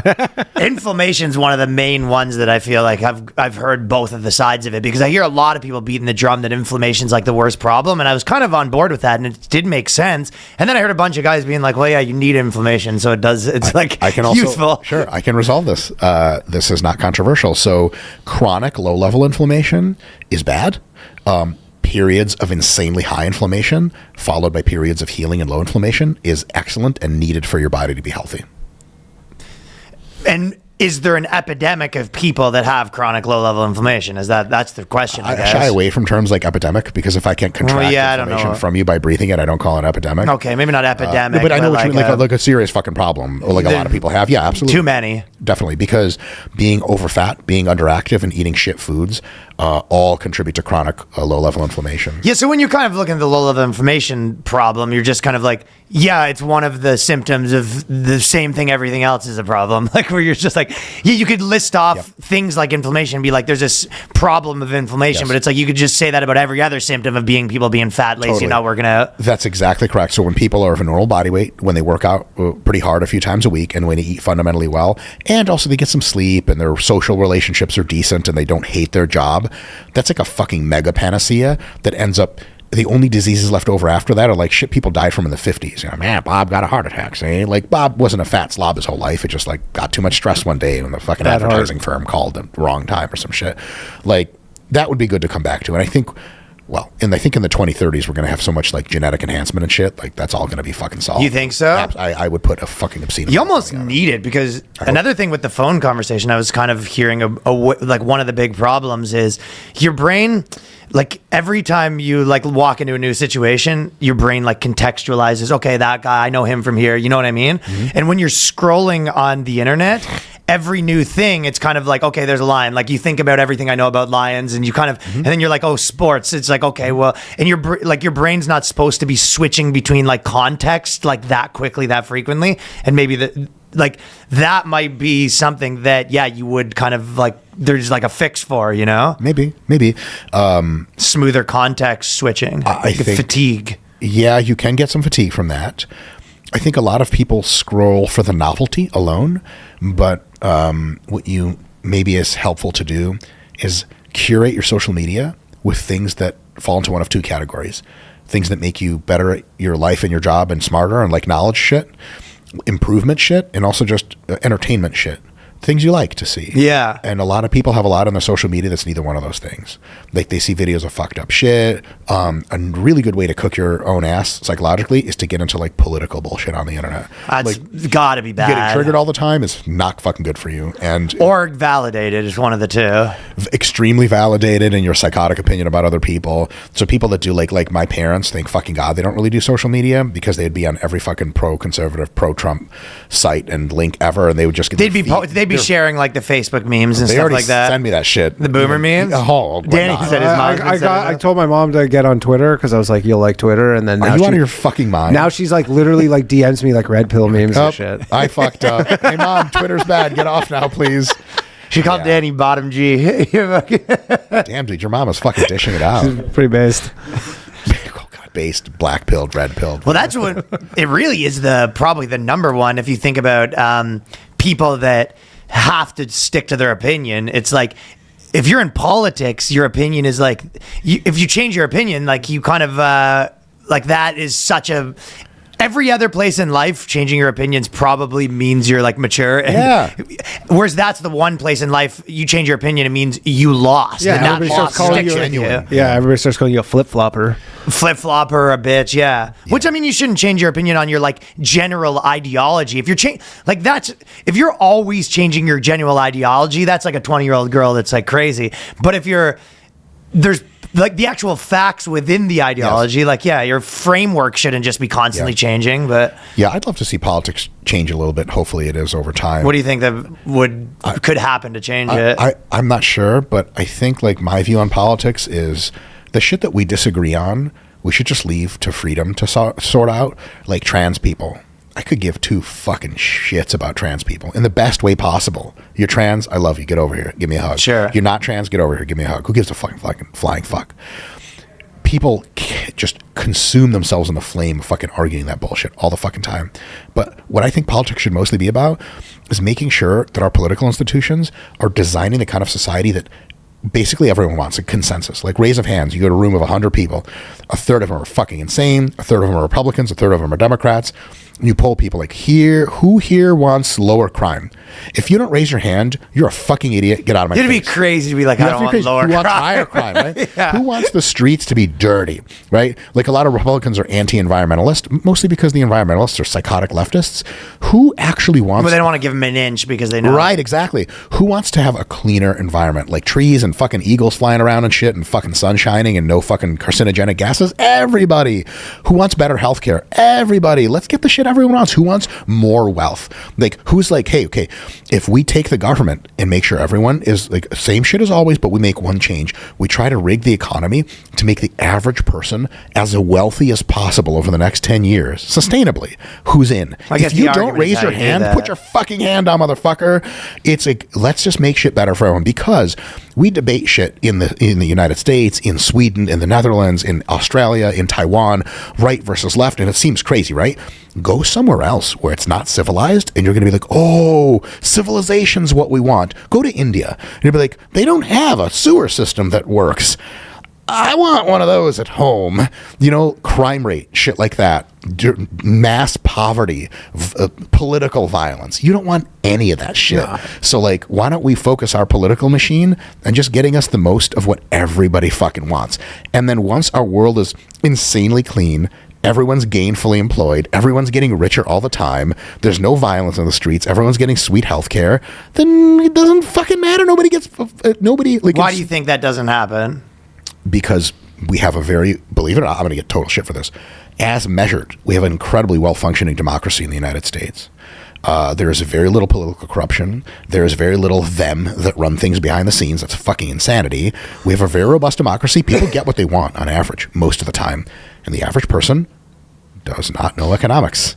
And the average person votes emotionally. I think that that's too, it. So they get what they want. Like, so many people, they're just like, I mean, some people you are just don't know what you're single talking issue- about with the economy. single issue voters, which is like a totally insane thing to be. Like, You know the amount of people who go like, I vote whoever supports my stance on abortion. abortion. I was going to say. Yeah, they go, if whoever is my abortion whoever has my opinion on abortion, whatever else they're like shit they're gonna do, I don't care. Totally. It's one thing. Totally. Which like. The abortion thing is tough because also religion gets in there. So there's another reason why people are crazy about politics. They're religious. Well, that's the trans stuff. It always gets back to the kids. We're like, well, yeah, what are we teaching? Like, sure. As soon as you have these overarching things sure. that everyone has to, Definitely. so you can't just have what you said, one size. Everyone gets what they want because you're like, 100%. we're doing the one thing for 100%. everybody. And the trans people thing is like, look, like.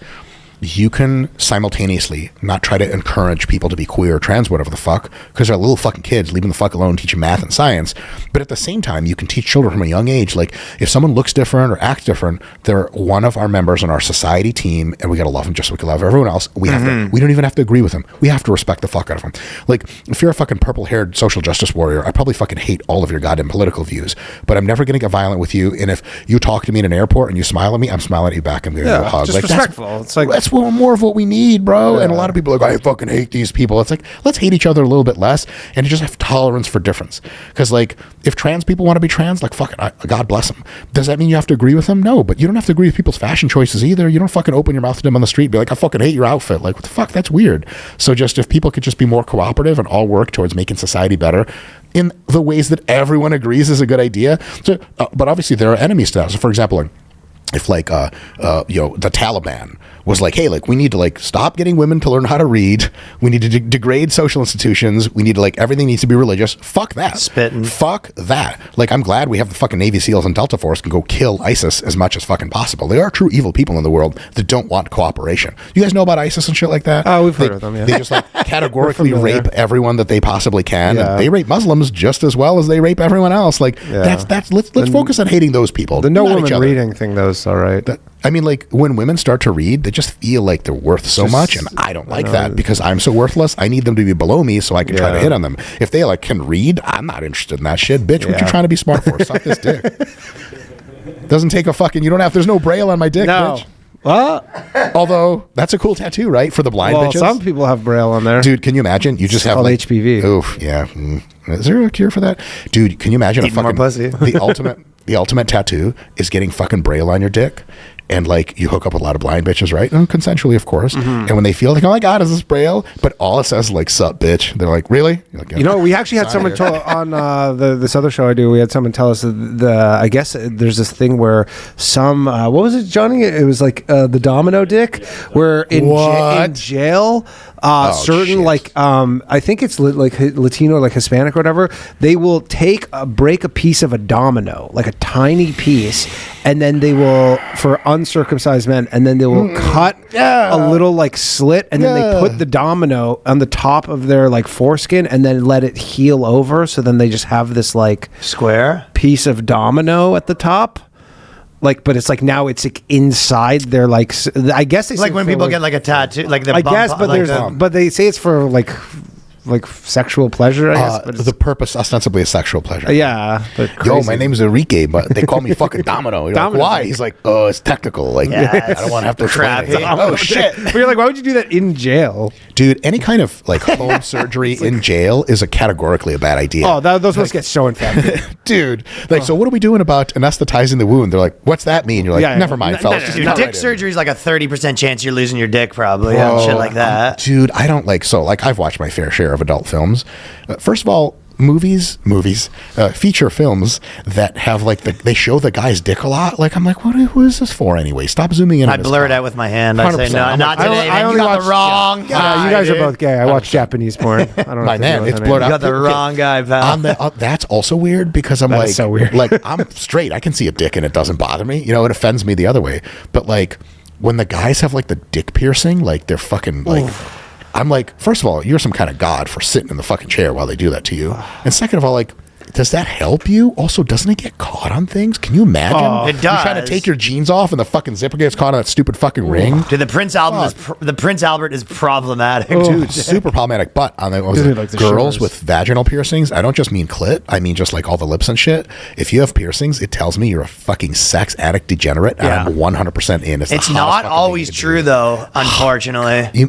So when they have the piercings, they're still not a degenerate. Well, there's a lot. There is a lot of girls that are like the tattooed head to toe, all the I piercings love and it. stuff, and they're Daddy's a little freak. but they're kind of like not that. They're almost like home. It's like the homebody types. Oh, like, what? You'd be surprised. Fucking Yeah. rip off. Interesting. Bitch, What you know? thought I you mean, were I the hoe. I think that's more my world than your guys' world. I mean, definitely there is some, but there is a fair amount of people that are into that, like all of the body mod and stuff like that. They're almost like nerds for body mod. Yeah, that's true. Yeah, they're kind of. Lame. It is a little bit. You wouldn't expect it, but it is I need unfortunately true. To me, it's just advertising that you're a fucking sex addict freak, and I love it. But if you're like a normal person with tattoos, I'm like, fucking weirdo. Yeah. I'm looking at your arm too. You I can would tell. be. It's I fucking can tell jacked, you're- dude. You're a freak. I can tell. I can tell you like you're rough. You take a peek at those. That's a lot of bicep for one human being. to Thank walk you around. very much. Yeah, he doesn't want to get his out though. And it's not just impressive on a physical perspective. It's just like some guys have muscles and you're like, cool. Some guys like you, it's manly. You need to widen out your vision to get it all in. Look at him more in your spare time. Dr. Mike, thank you for being here. This was a pleasure. awesome. Where can everyone find you? I know your channel on YouTube is the main Yes, reason. to learn more of nothing like we learned today. No, I watch your YouTube videos all the time. Get I outta learn here. a lot. Thank you Yeah, so when I'm much. at the gym, I watch them. Are you naked when you're watching them? No. You But should I'm- be. no. Consider it. At least touch Okay. yourself, please. I mean, I'm touching. I'll watch it on the treadmill. Ooh. Yeah. The dick kind of goes. Are Zins bad for you? That was our one question that me and Danny meant to ask. Nicotine. We didn't ask. Oh, what? Do you Nicotine. think because everyone's doing like pouches and it's way better than cigarettes and vaping? I Better think than that's for cigarettes. sure. Better than cigarettes. But it is like I don't Nicotine. really Is there a understand. downside to Yeah, what's the big nicotine as a downside? chemical? Yeah, definitely. What do you think it is? I mean, it like jacks up your blood pressure, jacks up your heart rate. It's kind of like a sympathetic agonist, so it kind of it's like super caffeine in a sense. So if you have moderate use, it's just almost no health effect negatively in the long term. There are still some negative effects. But you think just taking it all the time is it's not a the big, best like, yeah, for if you? you're fucking on nicotine 100% of your fucking waking life, yeah, it's going to fucking cost you, bro. It's going to cost you increased risk for heart disease and all this other kind of shit. Yeah. But like, again, it's not the end of the world. It's got to be better than vaping and smoking. It's that's for sure. definitely smoking fucks you up. Like I'm a marijuana user personally, which is weird to admit. I feel like a fucking useless hippie, but I only do edibles because like I have to train for jiu-jitsu and lifting. I can't fucking be a degenerate smoker with fucking functionless lungs. No offense, fellas, if that's you guys. No, I like but- edibles too. Yeah, they're all so. I'm on like 100 grams right now. That's right, grams, Really? Not milligrams. No, I'm kidding. I was on a podcast. Not once gram, when I was don't know what high. gram It was, is. it was like it's really tough to be on a podcast high because when I'm high enough, I don't like to get high. I like to get super high. That's the only way I roll. Yeah. And I can't remember the last thing I said, which is bad news when you're trying to construct a coherent narrative. I'm like, you asked me a question. I'm like, what was that again? It would be fucking terrible. Yeah. But in any case, on our show, last one actually, this guy Lemaire, who's Shane Gillis's producer or whatever on his podcast. But someone was at the comedy club was handing out like they just have a bag of edibles, Amazing. like just like free to take or whatever. And so some of them were 10 milligram, some of them were 75 milligram, and they were unlabeled? the same. No, they were labeled, but they were the Barely. same color or whatever. And then Lemaire was just like on the podcast and he's just like, oh, I can eat one of these 10s. And then I look down and I go, dude, that was 75 milligrams. that you have were about saying. 30 minutes to make sure Yeah. you get to the right safe location. Or go puke, yeah. Yeah, for real.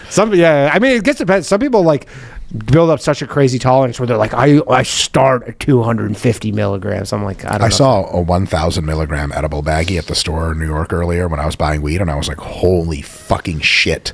That would Like be- but it's called, the brand is called To the Moon, and I'm like, that's accurately labeled. Truth in advertising. YouTube's probably the best place to find me. So if you go on YouTube and you just like type in Dr. Mike, there's another, also Russian Jewish, but a real doctor, considerably more handsome than me and has more followers. He's really just better. So you want to get that Israetel in there? Israetel, Renaissance periodization, RP strength, whatever. My giant ugly head will pop up. Click on things. You might learn a thing or two, and you might get a lot of pedophile jokes that you didn't really sign up for. Do not listen to our shit around children. I have to say that nowadays. Okay. Because people in the comments will be like, I turned this on when my kids were in the car, and like you went on a 40-minute rant about goth chicks. But don't we all have to learn about goth chicks at some point? Yeah. All right. Thanks for coming through, brother. Thanks for having me, guys.